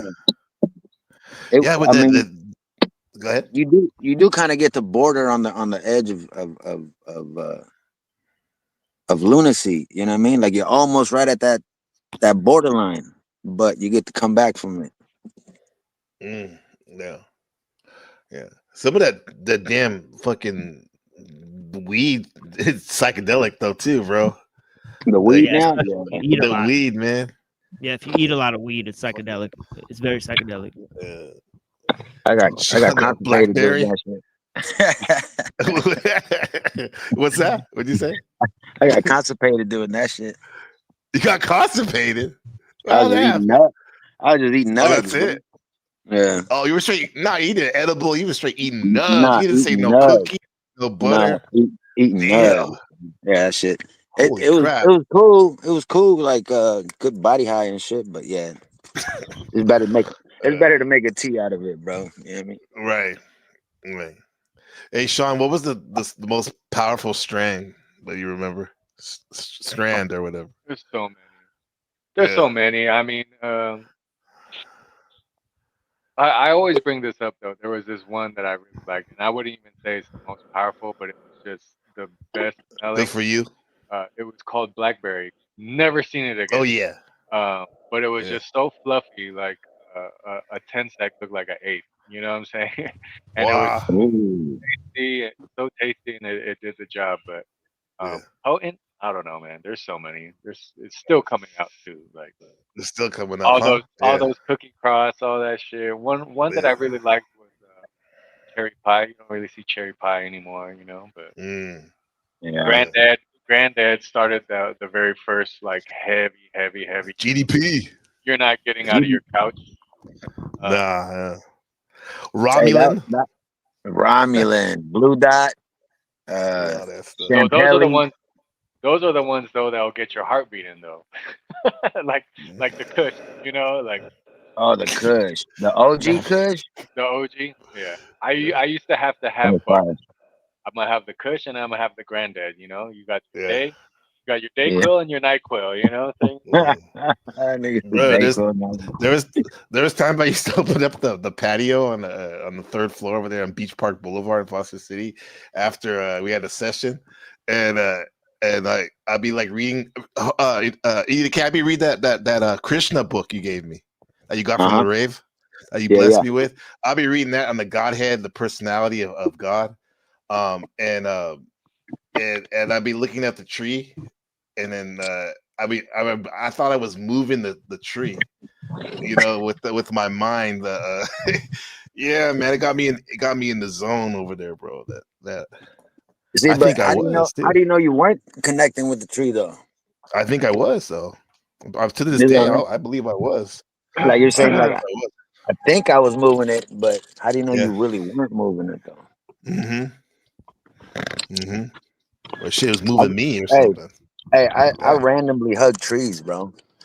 Hey, we all need to. We all need to. You know, they actually say that the reason why we invented shoes was to disconnect us from nature. Mm. Yeah, the grounding is very important, right? Yeah. Look, Yeah. I'm gonna do it right now. Yeah. Look, Walk on the grass. Yeah. So Hug your sometimes tree. Another sometimes with my screenshot. kids, we'll do some workouts just on the grass, dog. like Yeah. no shoes, no socks. Mm-hmm. I love trees, bro. That's why I like Lodi because it reminded me of the Bay Area. Out in the valley, that's like one of the only cities that got trees like the Bay. Uh-huh. When I say Is trees, I mean Lodi like by is that north? nah. Lodi is literally right East. over that mountain, bro. We're literally like almost side by side with the Bay. Oh, okay. Yeah.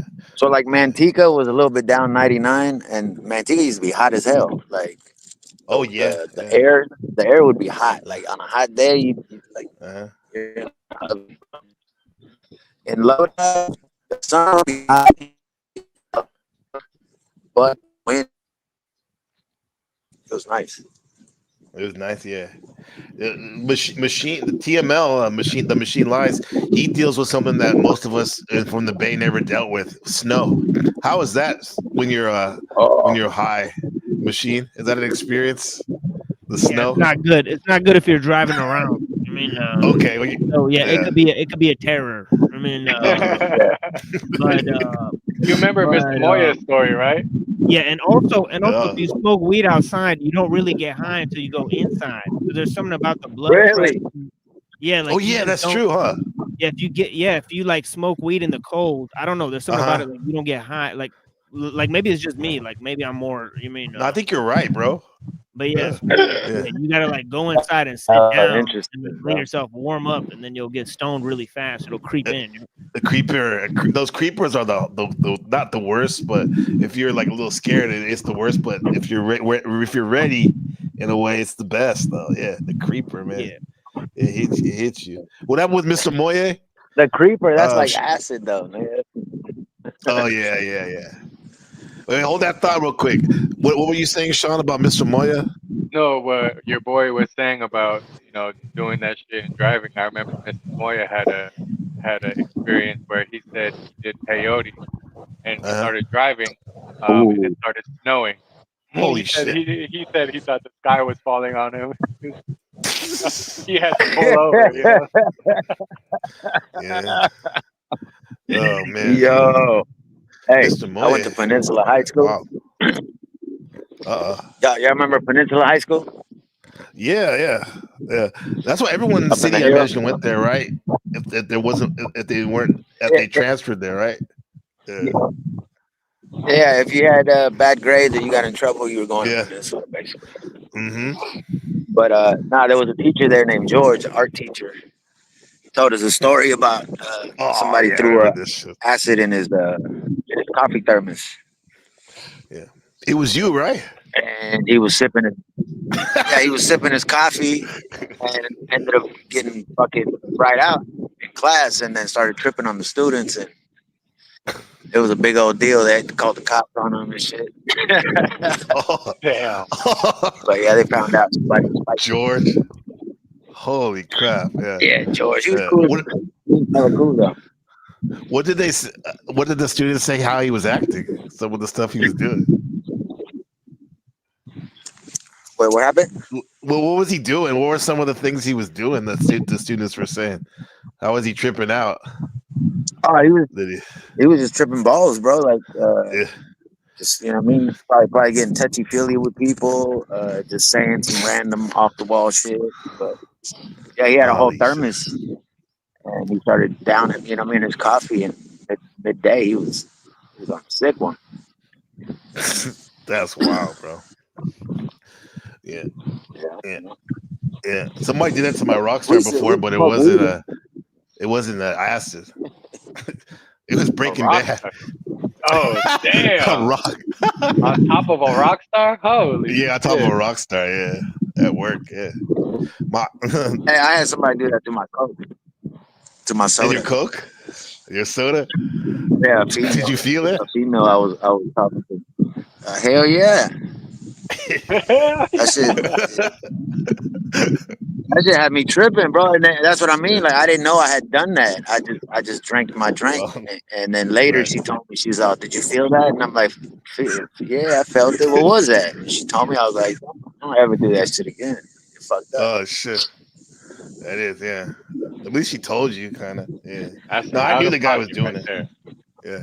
Yeah. We allegedly tooted up some before that, allegedly, but that's another story. Allegedly.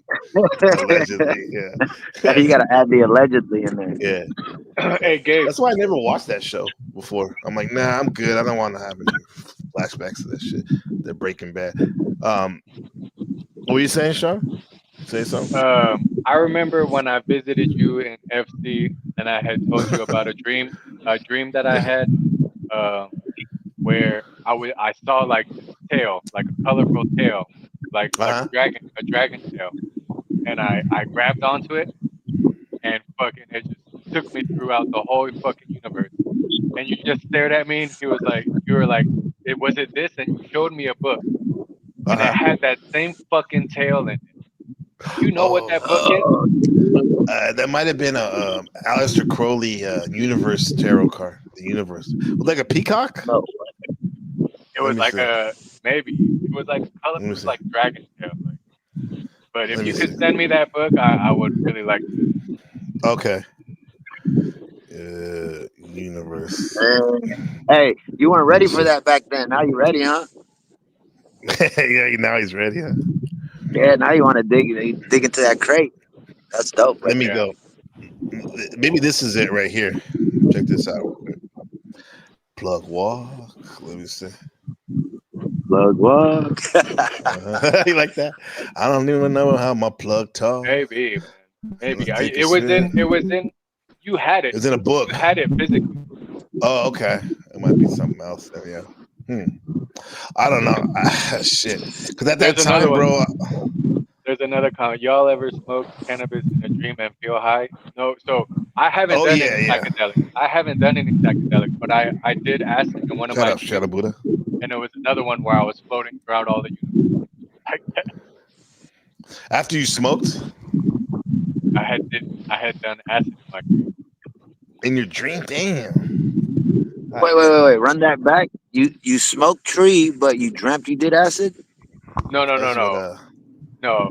The question was about trees, but I switched the topic. I did acid in my dream, and yeah, I started just traveling throughout the whole universe, different planets. Oh, so you dreamt that you did acid? Yeah. Oh, that's crazy. Yeah. That's wild right there, bro. Yeah. Because as it is, a dream is trippy already, man. Yeah. And then to take acid during the dream, that's deep. Oh, you going through it? Yeah. You going for a ride on that? Because Sean's lucky though, because like he used to tell me you'd be flying in your dreams and stuff. Like I haven't done that since I was a little kid. I check this out. I heard when he said that, right? I used to fly in my dreams when I was younger too, bro. Yeah. I used to fly, and then I used to do like that hop where like I could hop from here to Frisco type shit. Yeah. Oh wow. Yeah, I done that too. Yeah. You know what I'm talking about? Yeah. And it's just like sometimes that's actually better than flying though. Than flying, yeah, because the flying actually it'll last longer. I would be jumping, and then like traveling, but just jumping, and everything was just moving hella fast. But I got like still shot. Yeah, I think I made a bicycle and a car fly as well. Wow. Like just with my mind and shit. Like I was riding on it and I was just like the ET. You did the ET? Yes. Elliot? Oh. Yeah, I could just take it off the ground. I just went. Yeah, exactly. You know what triggered it though? You know what triggered my first dream of flying was the fucking Robin Williams Hook movie. The Peter Pan. No way. Yeah. That's wild, bro. But if you think about the story of Peter Pan, it is basically a dream world, right? Yeah. It is. Yeah. Yeah, I heard the original tale was like Neverland. darker. right? Like much. I Oh, heard God. too. Yeah, I Probably heard has to that do with too. like pedophile stuff, probably. Oh they yeah, all probably. seem to do that shit, weird shit. Yeah, like He Pinocchio brought it too, up. right? He brought it up.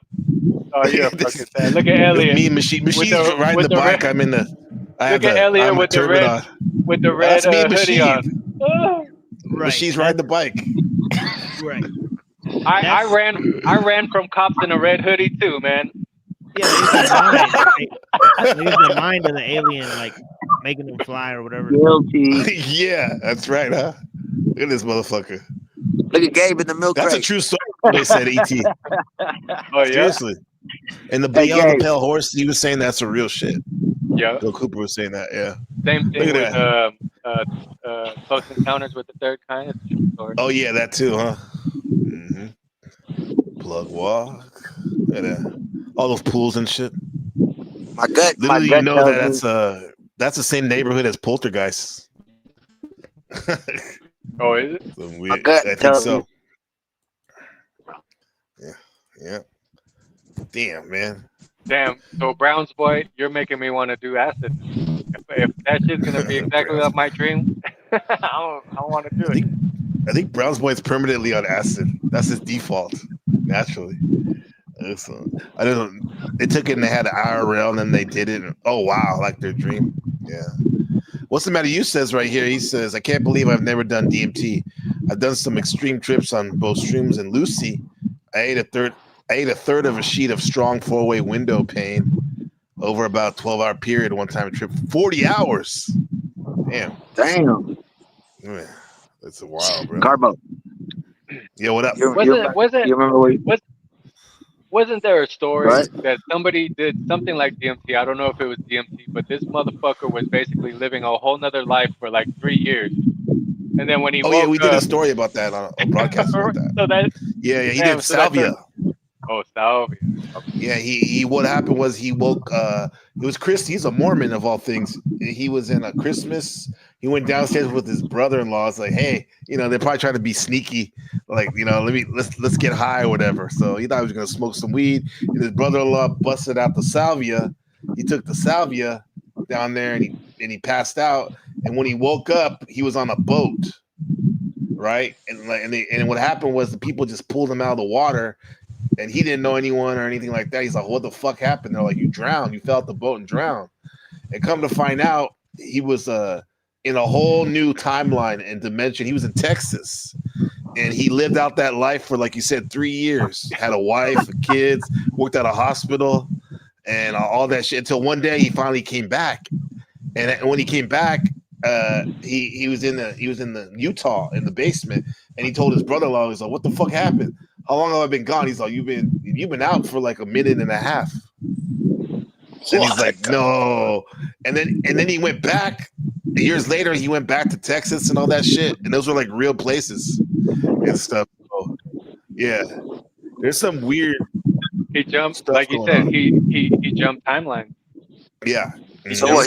He astral projected into another body dimension or something. of himself, or something. Or maybe, yeah. Himself. Yeah. He said 3 years to eat it. Okay. It took it like he had the storyline, like continuous narrative of like like how we do our normal life and shit. But it was just. So in that 1 minute, he was laying on the ground, fucking drooling. Yes. 3 years went in 3 his years mind, passed. basically.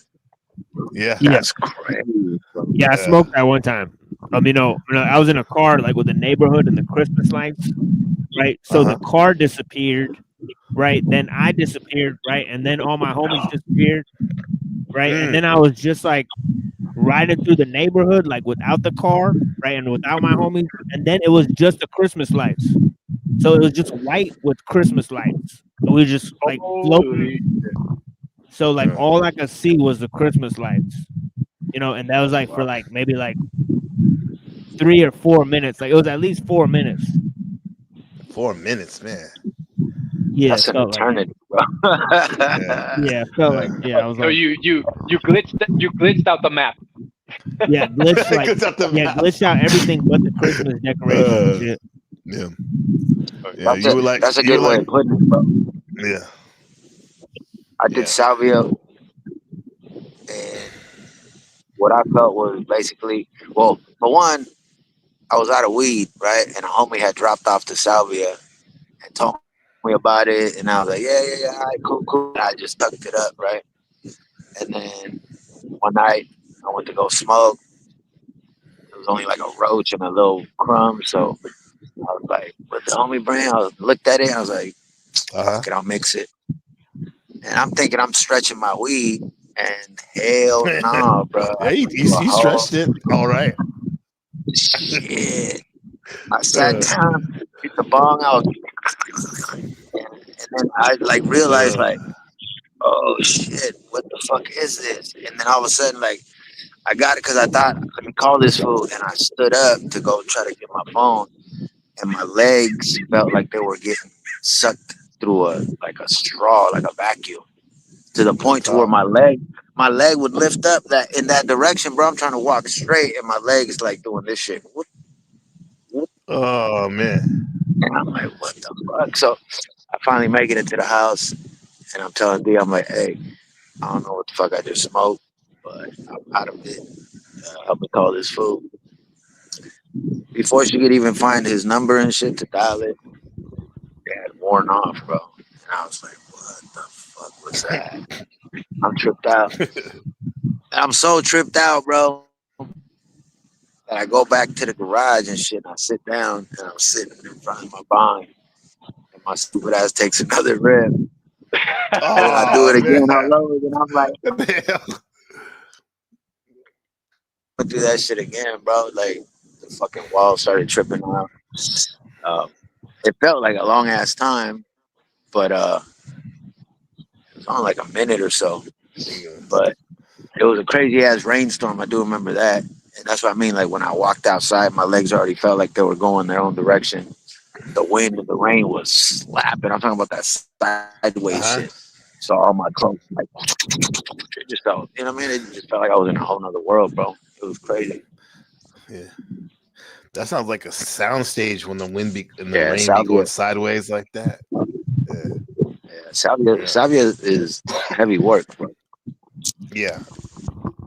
Yeah, someone put that in the bong before and I didn't know it. And I was like, what the fuck is this shit, man? It was a totally different place. I like the stories where people talk about like how when they take the salvia or the tura, where it's like there's a stage. There's a stage, and everyone they've ever known in their life is sitting in the audience. And I've had dreams like that kind of dreams like I had that before. dream, Yeah, you know, and you know what, in Seas Machine, like a lot of my dreams are that place is the final destination at least, and all the other dreams are me leading up, going to that place, type of shit, bro. Yeah, you see, if you ever watch The Sopranos, the reason I call my production company Test Dream is because of the episode called Test Dream, where you have the dream of the dream called the Test Dream, and oh, anyway, wait, no, that's one thing. But when another episode when he died, quote unquote, died, but right before he died and went into this house, right, everyone that he ever knew was there, even his ancestors. His cousin asked him, he's like, "You sure you want to go in there? Because you can't come back." He's like, nah. And then he heard his daughter, because he was having like a heart attack in the emergency room. He was like, on the operating, and she's like, Daddy, I love you. I'm getting chills thinking about it. She said, Daddy, I love you. And he was about to go, and he's like, he's like, nah. And he went back into the, they resuscitated him. But that's how powerful this world is. Like, even though it's cool to go to these mystical places, another dimension, there's something to be said about EDK, what you said about being here now at this place. This is a very special place that should not, look at that. Look how beautiful that is out there. It should not be overlooked. Take it for granted. Take it for granted. That's a good one. Yeah. That's infinite waters right there, man. Yeah. Yeah. I love it. Shadow Buddha says, Gabe reminds me of the infinite Tosozakimi from Naruto with Kadashiya. He was being tortured for 72 seconds in the illusion dream, but it was like a few seconds in reality. That's how it be like sometimes, man. Like, the pain can seem like forever, but then like the pleasure can go like in a second, huh? Unless you're living Sean's life, seems like he's working, but he's always on vacation. Like living the Try. life. He tried. Yeah. How is that, Sean? Because it seems like you've had your shit together for a minute, man. What do you be doing, man? How do you Man, I barely get any sleep. I just try to do as much as I could do. Like what was it? There's not Oh, you enough see a time. shadow. Not enough time in the day to be Mac Dre, but you gotta try to make it work. Not enough time to be Dre. Yeah. There is a song for you. That's the song. Yeah. It's like everyone grew up, man. Literally. But it's like we talk about all the dreams and things that we want to do, not dreams that we were just talking about, but our goals. Oh, look at that, EDK. But the more you could talk about, but you got to be about it. You got to put your foot through that door.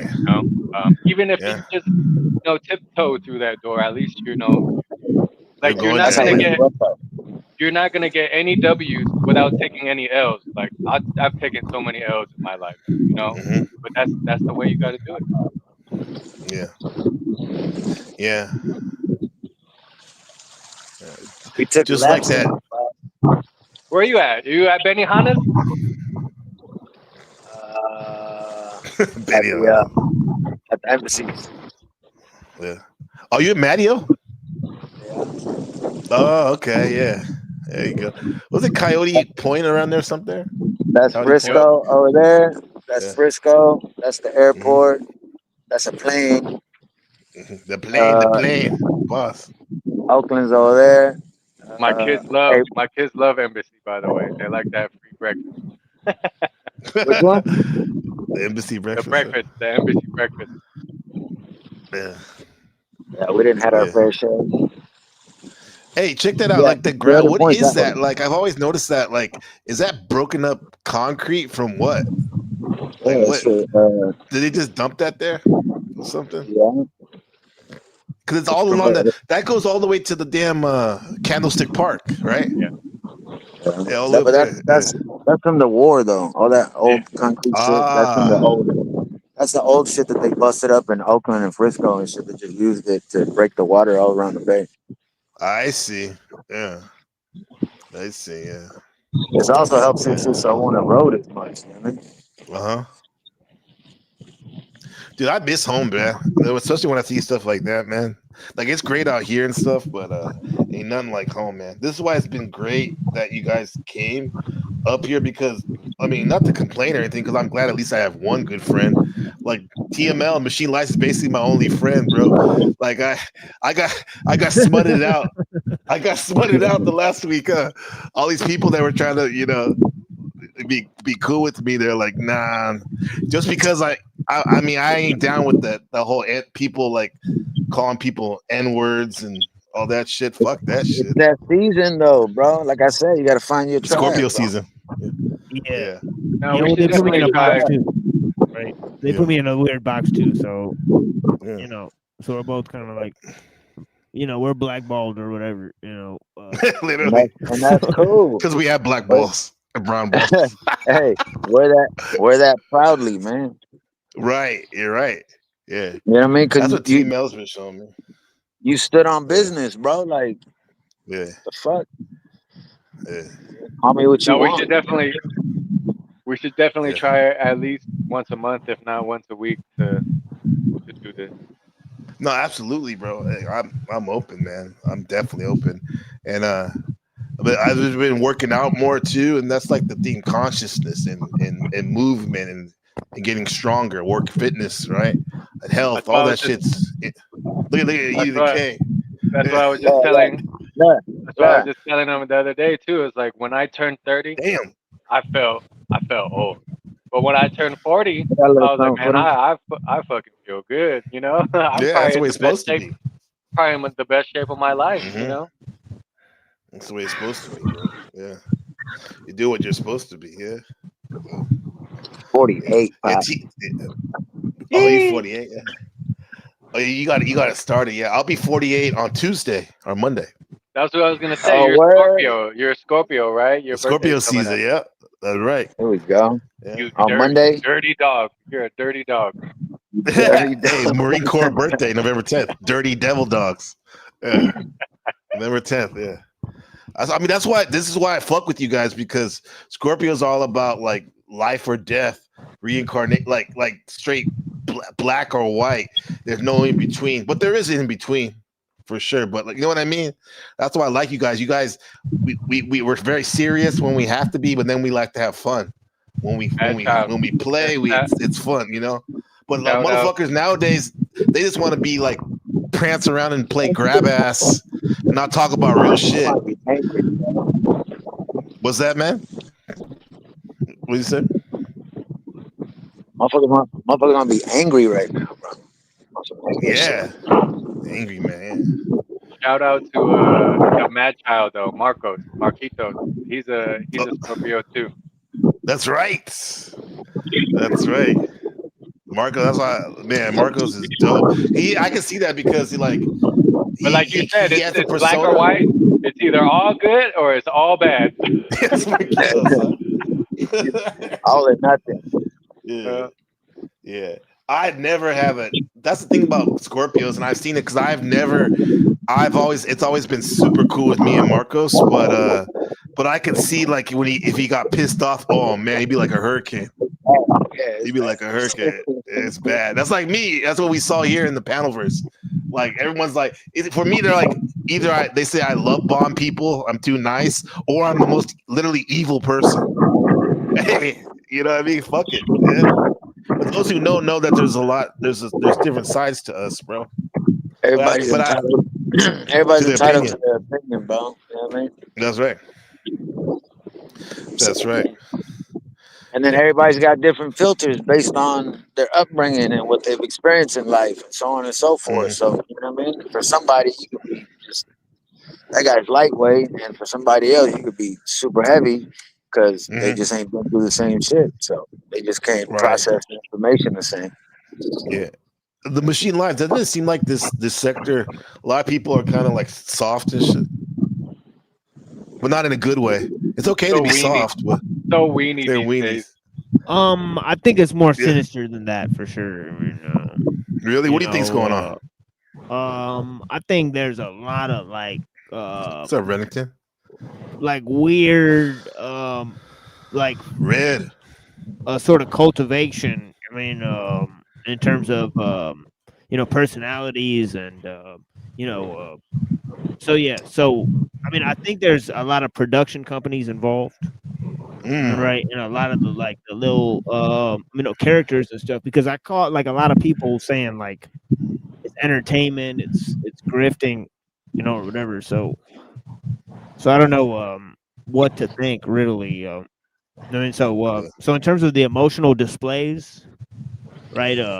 I think it's like and the old people that are watching the show. It's kind of like the same 50 people, and if you think like right, like from show to show, and so I think it's almost like some weird, like they're curating either audiences or people or communities. I mean, Yeah. to a certain extent. You said that you think people could, because we have a commonality in that we're trying to educate in a sense and let people know about traps and whatnot that are out there. Because Machine Lies is on some like really some John Connor shit, bro. The way he talks about technology and its effects on the humans and whatnot. Can you sum up to my friends, Machine, like about like what your purpose is out here, or what you're sharing with people? Yeah, I guess we've been sharing a lot of information about the development of techno liberalism, right? So what we break down is like liberalism and like how it got started and how it relates to the technological world system. So it's like liberalism gave birth to technology. Um so as Jacques Ellul says, he says liberalism gave birth to its executioner, right? Which is the technological system, right? Which means that technology, right? Like once it implements its control, it's basically totalitarian.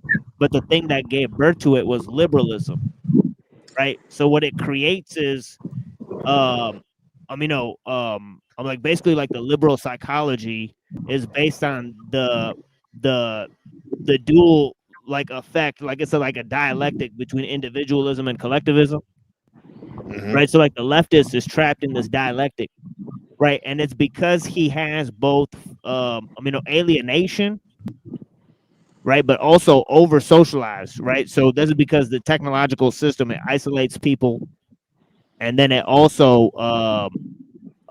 forces them to be interconnected, right, to all these people, right? So like you're connected to experts, right, that you'll never meet, right, that control things in your life, right, via the basic things you use for your survival, right? So that's kind of like the basic sum. So we talk about the juxtaposition between these two things, the technological system, which is a global system, right, and liberalism, which was like born in the Western civilization, right? So Yeah. it's like, So basically, they're creating victims, and then they've also created a hero for these victims to attach themselves. yeah, right. Technocracy is the villain, and then humanism is the solution, right? So that's a real dialectic that's going on a global scale. Right? I focus on the part DJ Electro says this makes no sense to me. DJ Electrica Fry. I'm focusing on when you talked about the liberalism in terms of how it over socialization. That's the thing, bro. Like feeling that I need to jump on this panel, or I need to let them know that I'm here, and I need to stream every day, which in fact is like, I mean, under the Machiavellian philosophy, that's showing that like you're putting yourself out there so much that when you do speak or share, your words don't hit as hard. They don't carry as much weight if you're always trying to be seen and shit. So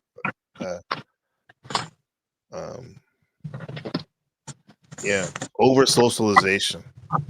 Right, over socialization, right, is kind of like the form of collectivism, right? So it's like how like individualism and collectivism are like the two poles of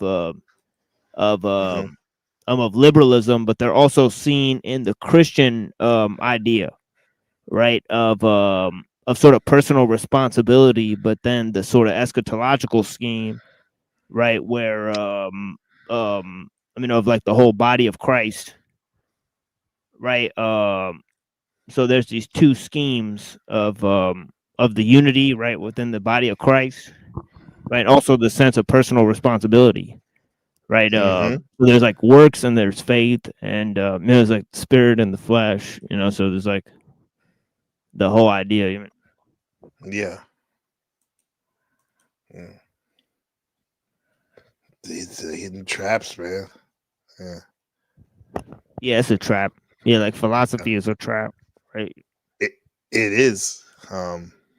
But it can help us gain perspective when we're locked into this overthinking, overcritical, hypercritical on the small picture. Philosophy can be used as a tool to zoom you out. I think it's helped me in that way at times. Kind of detach a little bit on things. Yeah, it's like history has to be paired, like idealism has to be paired with history, right? So sometimes it's also good, right? Like you figure out philosophy, but then you figure out who the people were that thought of those ideas. Yeah. Right, because it's like, like sometimes there's some fuckery afoot, all right, and like how and like their connections to certain people. That's like Freud's background. You know what I mean? Oh yeah. Oh yeah, yeah. What was his motivations for coming up with that? Yeah. A lot of coke, a lot of stuff going on with his mom. Right? Well, it's based on the tripartite soul of Plato, right? Mhm. So he said that there's the unconscious, the subconscious, right? The id, the super ego, and the ego, and all the stuff, right? So there's the three parts to the mind, right? So, so in that, right, there's a tripartite soul from Plato, right, where he had the eros, the thumos, and the logos, Mm. right, which is the pleasure, which is like the animalistic, right, pleasure seeking, and then there's the collective identity, right, which is like the love of family and love of country, right, which Yes, is sir. expressed in honor, right, and he saw that as also an animalistic notion. He called it the philosophical nature of the dog, where it defends whom it knows and it attacks whom it doesn't know, That's right, and then facts, especially yeah, with my dogs. yeah, and then he That said faith. there's also the logos, which is a rational mind, right, so it's Mhm. like this tripartite soul. It's like echoed, like you see it all over the place, like it's like in the Kabbalah, it's in like The threes, yeah. yeah, it's in Freud, and of course Freud was talking about repression that came from the Nietzsche's idea, right, of resentment, right, which is the internalization of like sort of victimhood, and sort of internalization of vengefulness, right, so you put yourself in a higher moral category than somebody who did you wrong, right, and he called Yeah. this yeah, and he called this exchange, right, which was a fake exchange, right, he called that resentment, Yeah. right, so it's kind of like repressed feelings or whatever. So he said that's where slave morality came from. That Hmm. Sean, what do you think about that? People who complain all the time without any solutions or whatever. Complaining is basically just excuses to me. Um, Yeah. and we you were talking about like the liberalism and how you creating victims and shit like that. Basically, what they're doing is making dudes into bitches and bitches into dudes, and it's creating an That's it. oh yeah, imbalance in Yeah. the world, and everybody is living unnaturally. It's Yeah. scary, That's like, why wow. the world is so divided right now. Yeah. And they're they're on a path to nowhere. Where Hmm. in back in the day during the golden era, I still think we're approaching the golden era, but everything gets worse before things get better. But Right. everybody had a path. There was a way of life, and we lost that. Hmm. How we get back on it? What do you think, EDK? How we get back on that path? Or what do you think about this? What he I said about mean, men becoming bitches and women becoming? I'm adding this one becoming machismo, man. again, bro, everybody's path is set for Right. them. You get what I Yeah. mean? Yeah. That's kind of like what I was trying to touch on earlier, like how you basically decided to go out, you know what I mean, and venture and do the unknown, and it worked out for Hmm. you. Um, I think people right now are like really angry at themselves that they didn't follow suit in that way. Like they didn't follow their heart, follow their gut, Mm. follow their calling. They just uh, were satisfied with the check, and Yeah. in the long run, it didn't really satisfy them uh, internally. You know what I mean? Yeah. It like I know that's what I mean. Like I know people that live well, bro, and are miserable as fuck. Right. And it used to baffle me until this little tidbit, you know what I mean, popped up in my head where I was like doing the math on it. Like, yeah, they'll never find that inner peace and happiness because they're not doing what they're meant to be doing. What you get what I mean? What's in their Yes. DNA? Yeah. Their You get what I soul mean? is Yeah, like not doing the purpose, so it's gonna act up. it's imprinted in their DNA, bro. But they haven't found it. Yeah. You get what I mean? And they like think about that, bro. Like somebody who around them has everything that everybody else could want and dream of, Hmm. but still feel incomplete inside. Hmm. Don't they say like most millionaires and billionaires commit suicide type shit? Yeah, yeah. I know, like in terms of doctors and stuff, they say dentists do that a lot. But that's just a reflection of what you said, like on the material things, like they're balling out of control. But it's like more money, more problems. Um, more. They're what I think it is attached because I'm coming from a place I want to detach from things that aren't serving me because it seems like my possessions are kind of like weighing me down, bro. I They feel like are. they're They are playing weights. me. They are Yeah, weights, bro. yeah, I mean, take it from me, bro. I've lost everything. You know what I mean? yeah. I can get up and go at the drop of a dime right now. You know what I Hmm. mean? Like literally, I could I'm walk on that. away from everything material. I could literally walk away from it and just start again, bro. I've Yeah, done it. I've done it yeah. over and over. So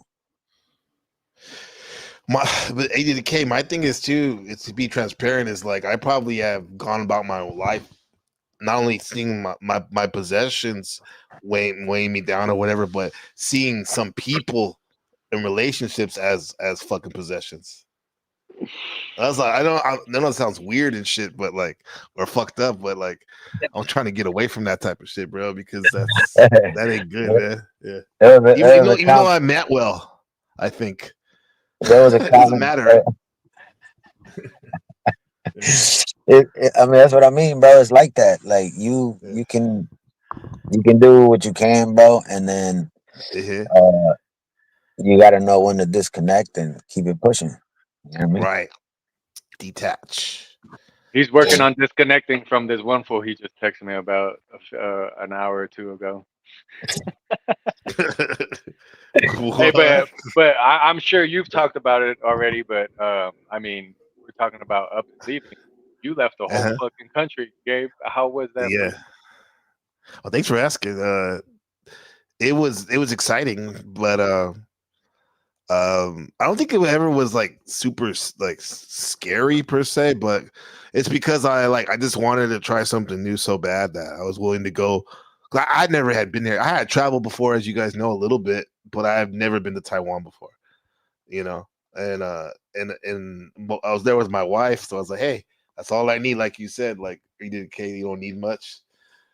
So um, that goes to looking at people as possessions. So that's another story.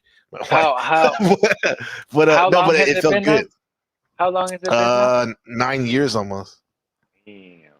Yeah, 8, 9 years. Yeah. So yeah, but you know what, bro? Like for the longest time, I felt even though I was excited, I felt I missed home a lot. And I and bet. what is interesting enough, what I miss most is yeah, the relationship. Now I miss the relationships with people, with you guys and stuff like that.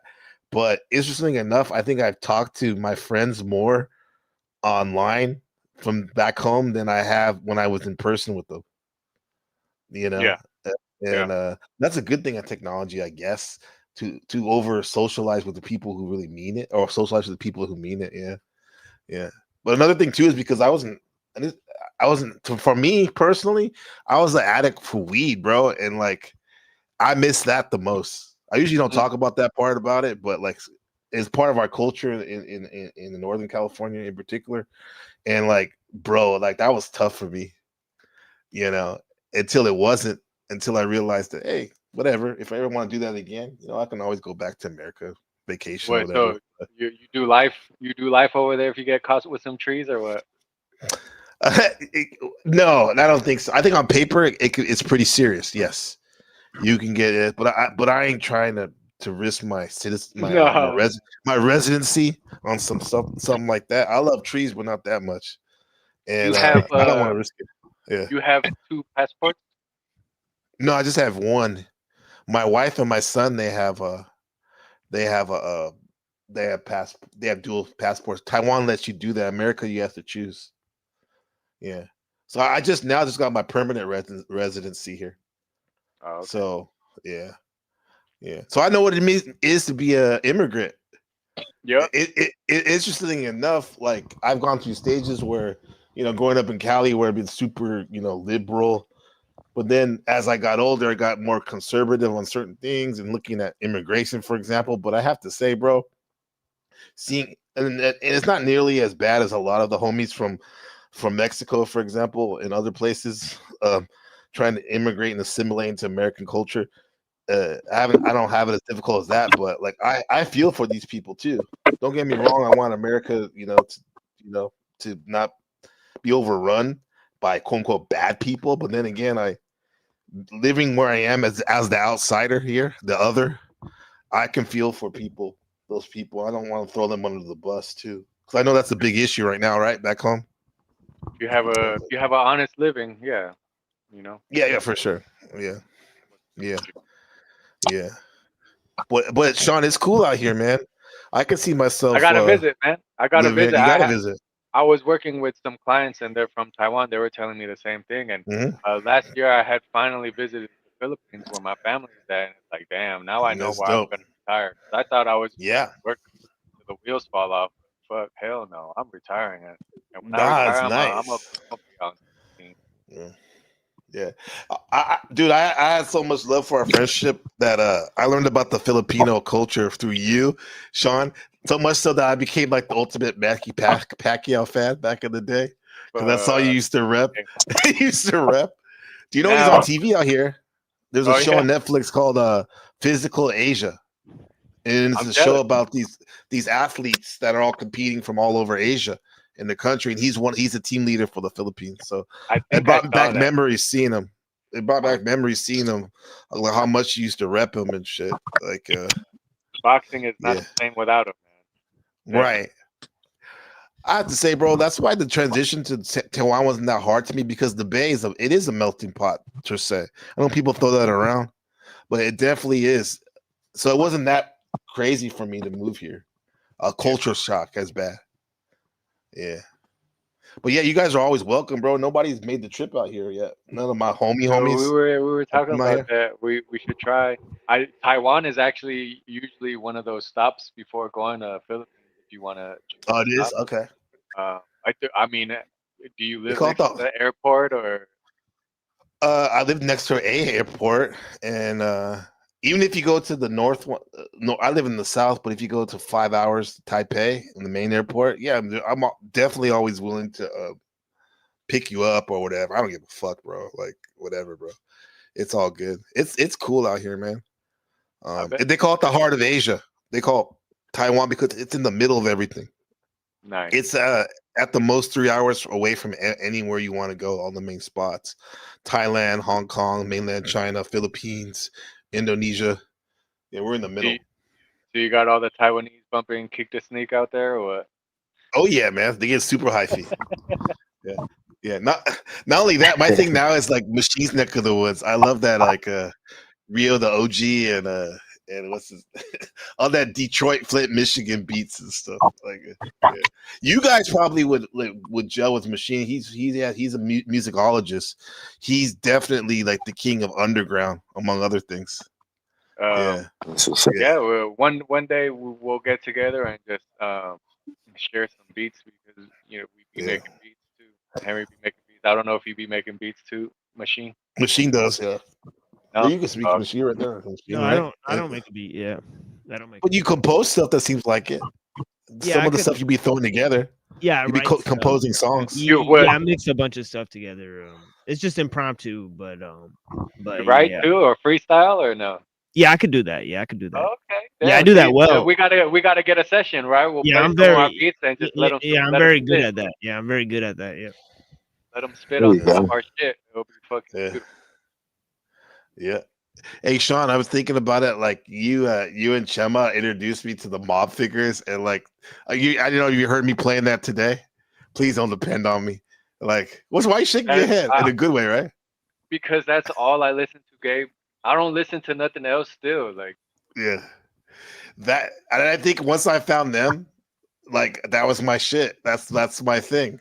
The hustler and rest in peace, Jack, bro. Like rest in peace, Jack, bro. Free the Hustler's probably in jail somewhere, but someone in the mob's nah, probably in jail right now. He said, But like, "Sound like that, somebody." uh, No, he's out. yeah, he's out. no, but No, but We hey, found but out he even was a K, that's snitch all these too. little niggas used to play around me, the mob figures and shit back. Because I was like the OG kind of like, because you know, you guys were like, Yeah, you know, a little younger than me, miss but those, like, still miss yeah, those days. And what people, what the thing that made the mob figures so sick though was Rob Lowe, his beats, man. His beats were not just those generic Bay Area beats. He had like mm-hmm. that. He had that like East Coast flavor to it too. Yeah. What was his name? Rob Rob Lowe. Lowe. Oh, Rob Lowe. Yeah. Yeah. Rob Lowe, man. Hey, you should Uh, watch. There's a video of him, or there's a video they interview him of how they created the mob figures, and he was the one. He would play beats for people, and one of their very first songs was fuck, what's that Jacka song? But they were like 14, 15 at the time, dropping shit in mm, high school. And in high school, they're like, this shit is sick. You guys gotta drop yeah. it, you know? Damn, what's that song? What was a million miles? No, He's pretty young right there. come on. Are you? Come Can you? on, bro. Come If on, I think about send it. you the link, can you play it? Yeah, I'll play it right now. Here's my song. What my song? Here's a letter from a jet. Not that.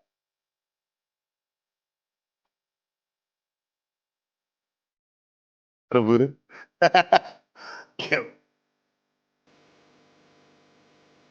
It, they call me so nonchalant. Is rapping up.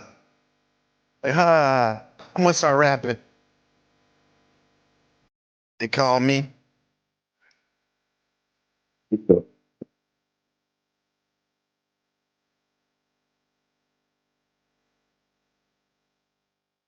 Hustling in the rain like a migraine, a headache. Police said.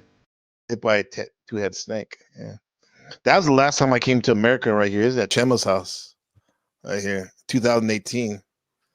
This shit was Yeah. fucking yeah. I need to go Wait, back. did I see you? Did I see you that time you came out? Oh, here, cause I'm a Mac. Yeah, Oh, I saw you at Piazza's, remember for we yeah. went to what's that place called? What's that restaurant called? You and Brenda met? I met us at the across the street. You Didn't know, we meet? Didn't we Los meet at Lenardi's or something? No, Piazza's where I used to work. You know what I'm saying, Oh but yeah. what's the name of the Mexican restaurant that own that like runs San Mateo Peninsula? What's that called? Claritas? No, not Oh, Clarita. Celia's. Celia's. Yeah. Yeah. That's it. Yeah. So, what'd you send me? Call me the Mac. Cause I'm a. Yeah, Cause that's I'm an the old Mac. one. That was the very first song that Jack spit on one of Rob Lowe's beats, and it's like you hear That that, bass line is you stupid. hear that, you can't stop. You know, people in high school were like, we need You more of this. blowing that? You know, we need more of this shit. You know these boys be asking, Umi Mac 10, I got the floss to Well, be fucking Hugo with the damn. He ran on the whiteboard on Tilted. He put pot faggots. Hey, you ready He's though? right You ready? though. You ready for GTA 6 though? Oh hell yeah, bro! We got to mob out. We got to mob up. I got the PS5. I've been waiting. I've been ready. Those I'll were be some of the ready. funnest times though, just playing Yeah, that shit with fucking Hugo. nigga, Hugo, what the hell? The Norte, fucking with a not Call of Duty. What's the other game you used to play? SoCom. SoCom. Yeah, that one right there, bro. One of the illest names most diabolical name I ever saw on SoCom was Jucifer.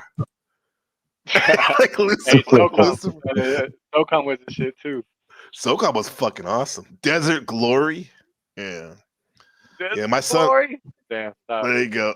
This guy has a Damn. triathlon tomorrow. He has a triathlon tomorrow. It's like his 10th one. He's Damn. 7 now. Yeah. Triathlon. Yeah. So what is it? What is it? Running? It's Swimming? swimming, and biking. First you swim, then you bike, and then you run. So yeah. Oh, fuck. I Yeah, would've- he's a G at that shit. He's good at that. Alright. Yeah. He gets it from this guy. That's you right there? On the block. On the block. That's me, yeah. That's me. Yeah. Oh man. fucking yeah, your kid, dude. Sean, you have like a whole fucking squad out there, huh? A Fortnite squad. Number 5 is coming on the way. Wow, number 5. Y'all Eat the K be producing these John Connors and Sarah Connors. These good people. Yeah. Yeah. That's the goal, right? That's the goal. That's the goal. Yeah. And I'll swear my when I told people that I'm having a 5th, even one of my buddies was like, "Hey man," he's like, "if somebody does it, it should be you. You know, you Right. guys, They were gonna you do know? it. Yeah. Yeah. This looks like a Machine Lies thumbnail right here. That's tight. Yeah. Yeah. Fire. Right. Yeah. It does, right? A lot going Yeah. on right there. Yeah. Yeah. Hey, Sean, we ask you, we go. Hey, you gotta like put, how hey, you gotta put the New Era logo on his little, what do you call that shit? another little yarmulke, whatever he's wearing. And his And they're not Jewish, huh? Yeah, Yeah. Catch me on the block. Hey, That's wild. Sean, we'd be like, how's it, man? How's it? Wow, you're amazing having like five children. You'd be like, it's my pleasure. Hey, that's what happens when you have a Mexican wife. Yeah, that's it, man. I have an Asian wife, so I only have one so far. That's enough. That's enough. Yeah. But Eating the K, his sons are phenomenal, bro. Well, Enrique, fucking everybody's. Oh, your son, his birthday's coming up, right? On Monday or Tuesday? Yeah. Okay. Monday. Monday, yes, sir. Oh, you got a Scorpio too? 2. 2 Scorpios? Scorpio, yeah. Bad ways. Yeah. That's my bad ways. 33, nigga. Oh, what, the 33? The 33. The 33. Yeah. Who the fuck was 33? What jersey was that? It was your own jersey. That had to be back in the day. What's his name? Tony Dorsett or something. He was 33. Like a cowboy. I can't believe I'm wearing that shit. Can't be wearing that. Oh, by the way, rest in peace to that gentleman that passed away, right? That's some crazy shit, right? Some crazy What shit. happened right there? They won't tell you. He got smoked by the police, probably. He had to have been. They said that he offed himself in a porta potty after the street chase. But yeah, in a porta potty? Like you said, you never know. Yeah, you never know. You think when somebody has it all, like Edie K was saying, like you think somebody has it all, you know, he has the girlfriend, the $1 million contract, multi-million, the status, had his best game like a Monday, and then allegedly he offs himself. You never know. You never know what goes on with having those contracts. Fucking, you know what I'm saying? Yeah. You're not in control of yourself anymore. Somebody controls you. Did you guys see the movie now, the Jordan Peele one? About the football? I haven't seen it, but I wanted to see it. I think I saw some reviews and stuff like that. But I think people are gonna watch it and probably compare it to this motherfucker. Maybe. Yeah. There's my pack right there. My wolf pack. All rescues. They're all from the streets. Dugged out. They're thugged out, yeah. Thugged out, man. That's a new one in the middle. Yeah, Junior. He was. We found him. Yeah, he was like a puppy mill dog. Yeah, there's Trinity. Your other Trinity two were on the left. from America, no? They're all from Taiwan. All my dogs have been from Taiwan. These two. Oh, all of them are from Taiwan. Yeah, all of them. This is in deep East Oakland at the spot when we got married. Winston, Winston. He was my wife. He was 4 when she brought him over to America, and I met him. Right. And so he was originally from Taiwan. Originally from Taiwan, street dog. They found him in a hurricane. Okay. I got you. No, Winston, I thought they were from America, and you took them. No. They actually flew in that damn 13 hours flight, right? Straight. And then Finn. Once we got Winston and we got married and moved to the O, we wanted to get him a sister. So she was a street dog in Taipei. We saw her on one of the rescue things, and we flew her out. So she's like, "Welcome to Oakland, bitch." That's her first stint in America is 79th Avenue in Deep East Oakland in Bancroft. Yeah, that's crazy, right? Dog or human, yeah. But she was an OG. And Winston passed away about 4 years ago, and Finn passed away about 3 years ago. And then yeah, and then shout out to Craig and them too, Sean. Shout out to Craig and Oscar. That was tough, man. That was and tough. Oscar, yeah. So I can't do any more dogs. I got too many kids anyway. Right. Yeah. Shout out to Oski too. Brenda's Oscar. Yeah. This dog right here, Edith K, you remember her Trinity. She was a puppy when I first moved here. Right. This one right here on the left. Now she's 9 years old. She was a rescue. Yeah, and then on the right is the newest one, Dream. She dude, check this out, bro. People are heartless. They used to this people that own a motorcycle helmet shop. They used to tie her to a scooter for over a year. Just leave her there all day, all night, right? A puppy. Now, if you, it's fucked up to do that to a dog, an old dog, let alone a puppy. If you can't be nice to a puppy, you got problems, bro. And I used to pass her all the time on my way taking my son to school, and I'll be like, man, I feel bad for her, bro. And then I'm like, I don't want no more dogs, though, right? And then what happened was it was like the coldest night in like 10 years in Taiwan, and I went over there, and I'm like, I knocked on the door and be like, bro, I'll take your dog if you don't want her. And then they're like, okay.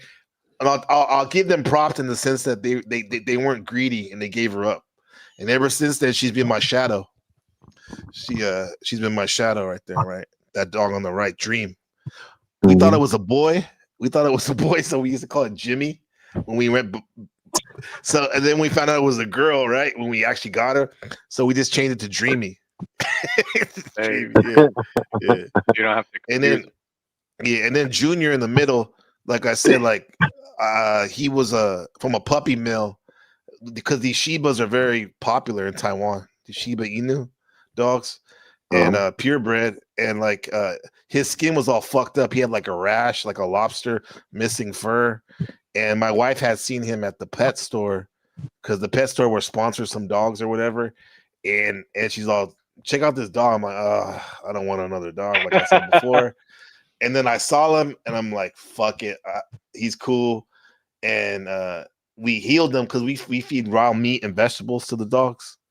And like the raw diet. And like he looks like a fucking show dog now.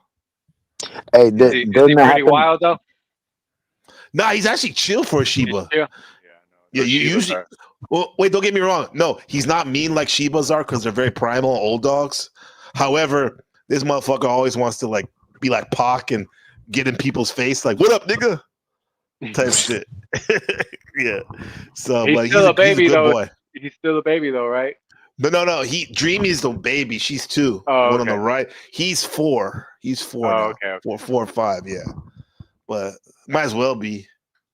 Yeah. So I'm blessed, bro. It's a good life out here, man. And now I'm a teacher, and I found this small American academy, which is small, but it's a really good place. We be reading stuff on my classes like 1984 and Outsiders and whatchamacallit. What's that book called? Behold the Pale Horse.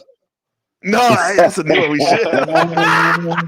I was gonna say Lord of the Flies, but yeah, Behold the Pale Horse is a good one. Yeah, that's a good Lord of the Flies is wild, bro. Yeah, that's savage, huh? Yeah. Peace Machine. Yeah, he said peace. He's about to start his show in a minute. I'll drop. Yeah, you guys would like his show. He's a trip. Somebody he's a good posted dude, it. bro. Somebody posted it. I'm gonna subscribe to it. Yeah, but man, this is we'll be setting it up for you guys, bro. Like, come here, and then you can get also have your own broadcast, but then we can come together like Voltron. That's what I'm saying. So, Yeah. like I said, I've been talking about it. Might as well get my foot in the door. You were that door. Thank you for having me. And I just wanted to see how you did it, and let's keep this going. Right.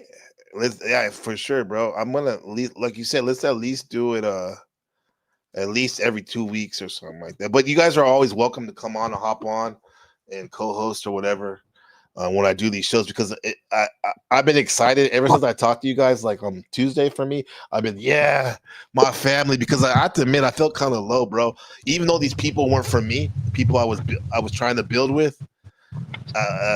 Once I like started detached from them, I felt like, oh shit. And then you guys came right on time, bro. Right on time, man. Yeah, you were just sharpening the sword, man. You good. Yes, exactly. Huh? You good. You ninja skills is up. Did you see this? Let me show you this about. I think Sean, you were talking about prison. You were alluding to what we call prison planet. You ever heard of that? Like the Gnostics believe that we're kind of living under a false god called the Demiurge. You ever heard that term before? Yep. Let me show you this, guys. What you think about this? And shout out to DJ Electrica. Yeah, we'll hit you up for sure. Machine. Yeah. And by the way, if you hear people call me NPC, it's because that used to be the name of my channel. They're not trying to diss me, hopefully. All right, so here we go.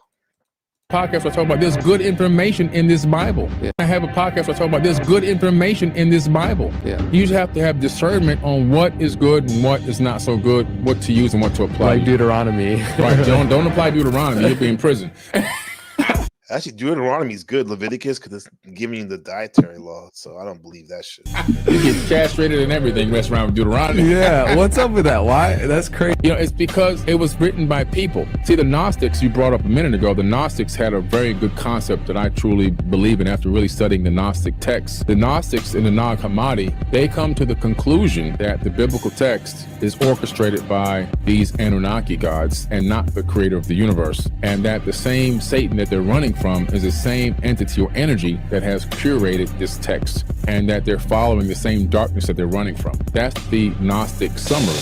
And I believe that wholeheartedly. I don't know. Let me see. Let me give you one more for that. Have you ever heard of the Demiurge? Most people have not. But if you had, you already know what I'm about to talk about. But there's some added information you may find interesting. So for those who don't know, the Demiurge is the idea that a lesser god created this matter form that we exist in today. That out of the creative energy, the consciousness of a creator, but not a male-female creator that Pinocchios and Geppettos everybody's life, but that this Demiurge saw all the other souls, aspects of the creative mind, the creative energy, coming into being. So the Demiurge, in its order to control all the other eternal beings, concocted a plan to create a matter plane to which we exist in today. And in this matter plane, he was able to trap all the souls, which became us, into bodies, and then cause those souls to forget where they came from. Now, I know you may say this sounds outlandish, but when you look at the Old and New Testament, when you look at a lot of the ancient writings, you see a conflict between two different types of gods. One that seems good, one that seems bad. One that wants man to join the enlightenment, where another that wants to keep man dumbed down, i.e. the Garden of Eden. You got one God that wants to keep man dumb and not eat from the tree of knowledge, whereas the other one says, hey, eat from the tree, become enlightened, gain knowledge, and you will become like God. Then you have other teachings in the Sumerian and everywhere else that does the same, where enlightenment is the key. Now, in the teachings of Jesus, he draws a distinction between the God of the Old Testament and the God of the New Testament, to which he is supposedly preaching about. He tells the Pharisees and Sadducees that they are the worshipers and that their father is the father of lies, a evil God, that this evil God wants to bring plagues on man. This evil God wants to genocide and kill. This evil God has jealousies and anger and things of that nature, whereas he talks about how God is loving and kind and does not have jealousy or envy and all these sorts of things. Jesus also tells man that after he leaves, that there will be others that come after him who will do greater miracles than he would. Jesus also have different teachings, whereas the old, mean, ugly, evil God of the Old Testament is telling people that, hey, if somebody hurts you, an eye for an eye. Whereas Jesus says, turn the other cheek and show love and compassion. So there are two very big distinction between the Old Testament God and the New Testament God. The distinction between Enlil and Enki. This is something that goes on in all teachings. The difference between Zeus and Hades. So we have these different thoughts, these different teachings, and they are backed up by ancient cultures as well as your Bible. So if you haven't heard about it, study it. See what you find out. Mm-hmm.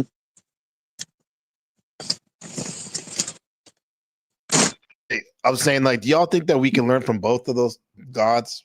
Yeah. For example, like the hardcore, like eye for an eye, protect your neck, or and also the love everything, love conquers all.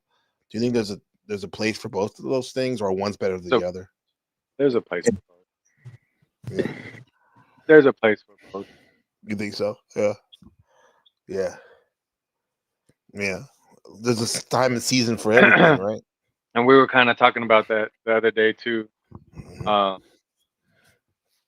where I'm in a comfortable place right now where, yes, there's certain people out there that, you don't trust, and you leave it at that. You don't burn any bridges. But if it was my younger days, then, Right.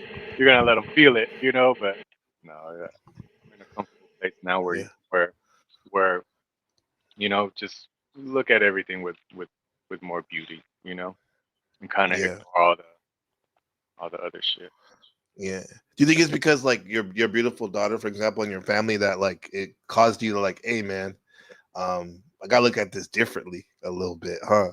There's more to lose. Be more thoughtful, more to lose. There's Yeah. more to lose. When I was younger, like I said, I was more destructive. I felt like I had nothing. Yeah. But like I tell my wife every day, she gave me purpose. My kids gave me purpose.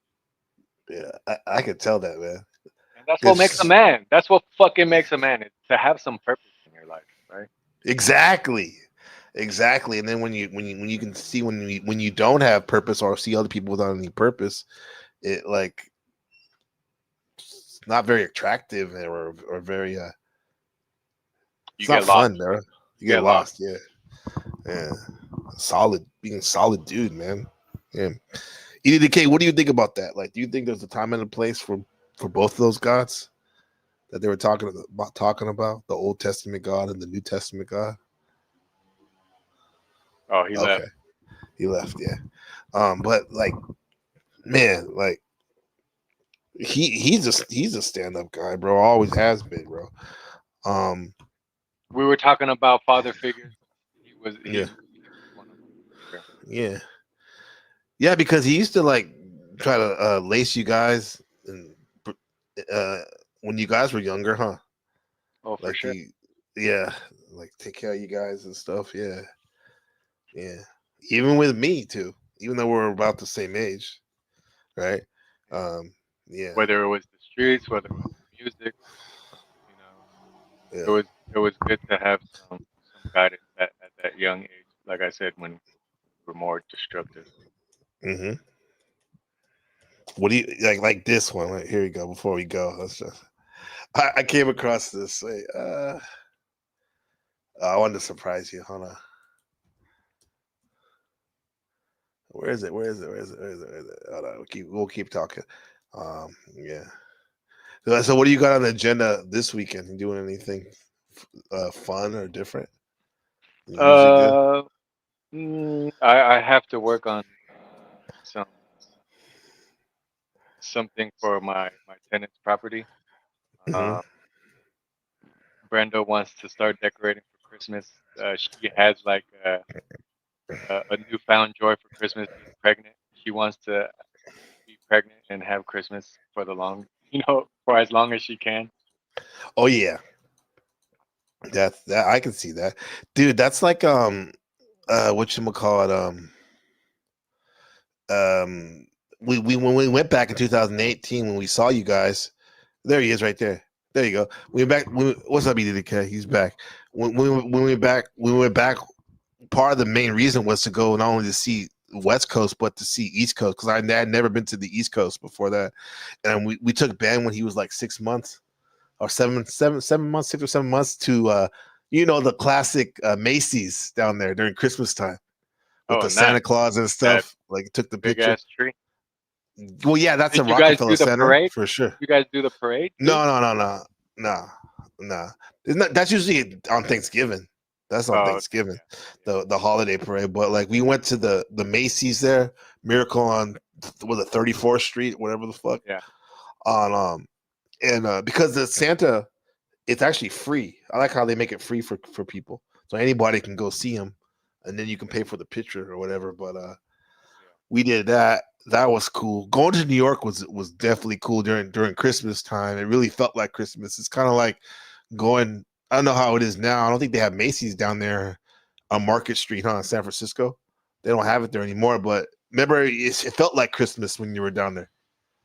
Yeah, Yeah. that's what I'm saying. Like Frisco is so dirty and nasty nowadays. Mhm. That's why I was like, man, Chicago is beautiful. I just went to Orlando. Orlando is fucking beautiful. All these cities are hella nice, but the Bay Yeah, Area is falling apart, man. At least in my eyes. yeah.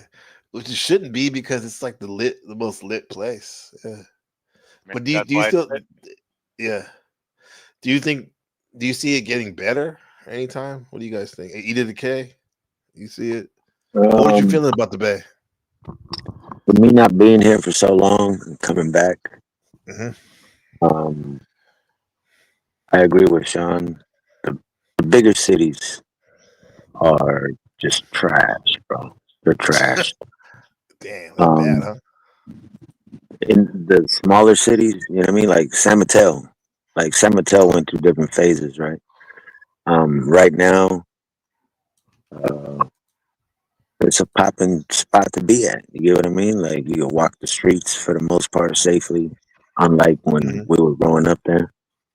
Um, there's kids running around. You know, you hear kids laughing. Like you don't hear no gunshots and shit. So yeah, there's all kinds of new businesses.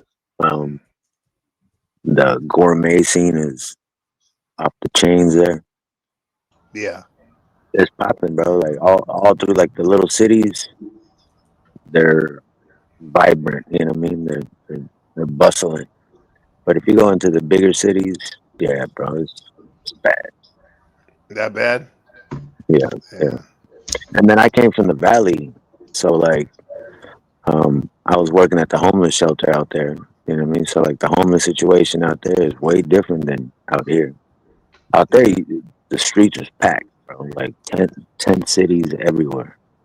Over Hmm. here, it's like RVs and shit. You know? So you don't see Mm, people on the sidewalk for the most part. Maybe like in the bigger cities, you do. That's what I mean. Like in the bigger yeah. cities, you see that. But in the smaller cities, it's RV or you don't see it. Yeah. Yeah. I remember seeing that in Oakland on San Leandro Boulevard, like the tent city, the RVs everywhere, and the homeless encampments and stuff. And there's different types too. There's working homeless. There's people that want to check out. And there's people that mental health. But then there's all kinds. It's like crazy. It seems like there's more and more, huh? Is Oh, that accurate? yeah, that's very accurate, bro. It's definitely a growing scene. Hmm. Um, and then That's not and the type of then scene we want, though, huh? and then there's also like the because even like the newer generations are like Yeah. screw paying is exorbitant. You know what I mean? Like rent, so they Hmm. buy themselves one of the Sprint vans and Yeah. whip it out. Hmm. And because I'm doing it, I'm one of the working homeless. You get what I'm saying? So like, uh, I'll pull up in my low van, and then all of a sudden you see one of these dope ass Sprinter vans all decked out with the racks and shit, and dude jumps Yeah. out. You know what I mean? He on his laptop and shit, doing whatever the fuck So he doing on his he's a digital laptop. nomad, huh? Yeah, and that's there's a lot of that going on. And I mean, shit, Yeah. salute, bro. You know what I mean? No, that's great. Yeah. Yeah. My wife's cool, and she would be down for that. Literally, when I started to go out there, bro, like I literally was in transition. I was living in my car. I was like living in my car for a couple weeks, and like that's how much of a writer she was. That she was like, okay, I like him though. She saw potential and whatnot.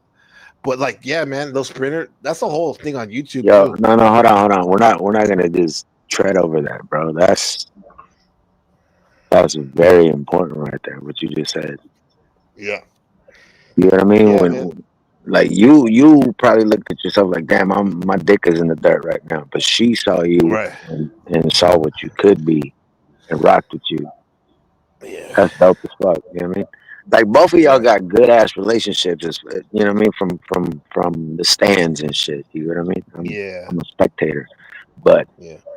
I salute y'all, man. I wish y'all the best with all that because I done been through the ringer.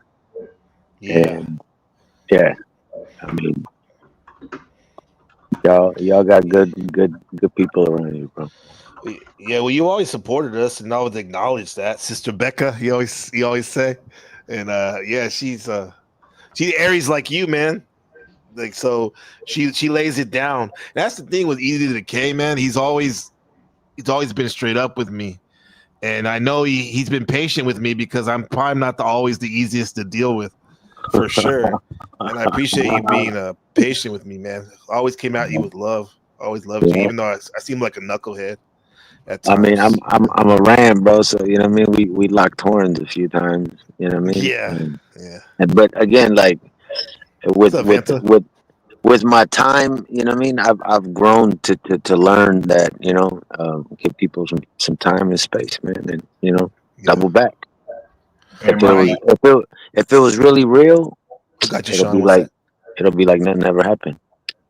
No, for real, and it is because, dude, because like there's times that throughout this process that we haven't really been talking as much. Like I've always there's been moments where I'm like, damn, I know EDK would have loved this situation or this moment or this video or this person, and so you've always been there with me in my heart, in my mind, and my soul, man. And I've always Appreciate that. appreciated you, and thanks for coming back, Sean, bro.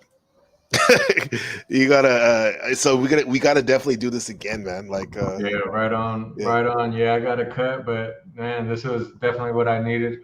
Can't wait Yeah. to meet again, and but yeah, we'll keep in touch, man. I'm gonna hit All you. right. Yeah, let's all stay connected on the Instagrams and the Facebook, whatever. Well, here's my Discord. This is how us people in 2025 He and said, beyond "Us be people." communicating. I got one. This shit's dope. It's like my clubhouse. You got one? You got a Yeah, Discord? Okay. yeah. Just Well, text me and I'll add you. Hugo made me add yeah, him to fucking gaming and shit. of course, Hugo. Shout out to Hugo. Yeah. A lot of this wouldn't be possible Get him without on Hugo. YouTube. Hey, we gotta get him on YouTube. Hey, he got Yeah, good ass I gotta talk to him. commentary. Yeah, Hugo's fucking the greatest, bro. Okay, and I miss our chumma too. I haven't talked to him in a minute.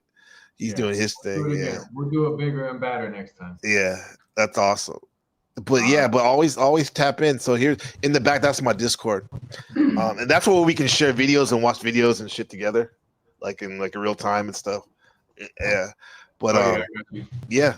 So come through. Hold on for a second. I'm about to yeah, Vanta, we're gonna do the astrology. You always do astrology. It's Scorpio season.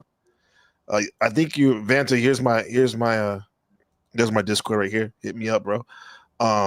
Vanta's a Somalian pirate that lives in London right now. Vanta Black. Pirate. Yeah, no, he's not a pirate, but he's definitely Somalian living in London. He's an OG. He's an OG. He's gonna be like, fuck you, dog. He's my homie. You love him. Yeah. But yeah, so yeah, stay in the back for a second. E to the K if you can. Yeah. So I'm gonna drop this song. Sean, this is for you and E to the K, since I was thinking of E to the K when I played this, bro. Because kicking it with you guys, bro, it's always $1 million spot. Shout out to everybody. Once upon a time in San Mateo, West San Mateo, Demiurge, Westside trapping over there in Ellsworth and Tilton. I appreciate y'all. We'll see you again. Shine. Shine. I love you, nigga. Love you guys. I love you too, Sean, and E to the K. Love you, my brother. All right. Shadow Buddha, everybody. All right. Peace. Hold on for a second in the back because I'm gonna play this song.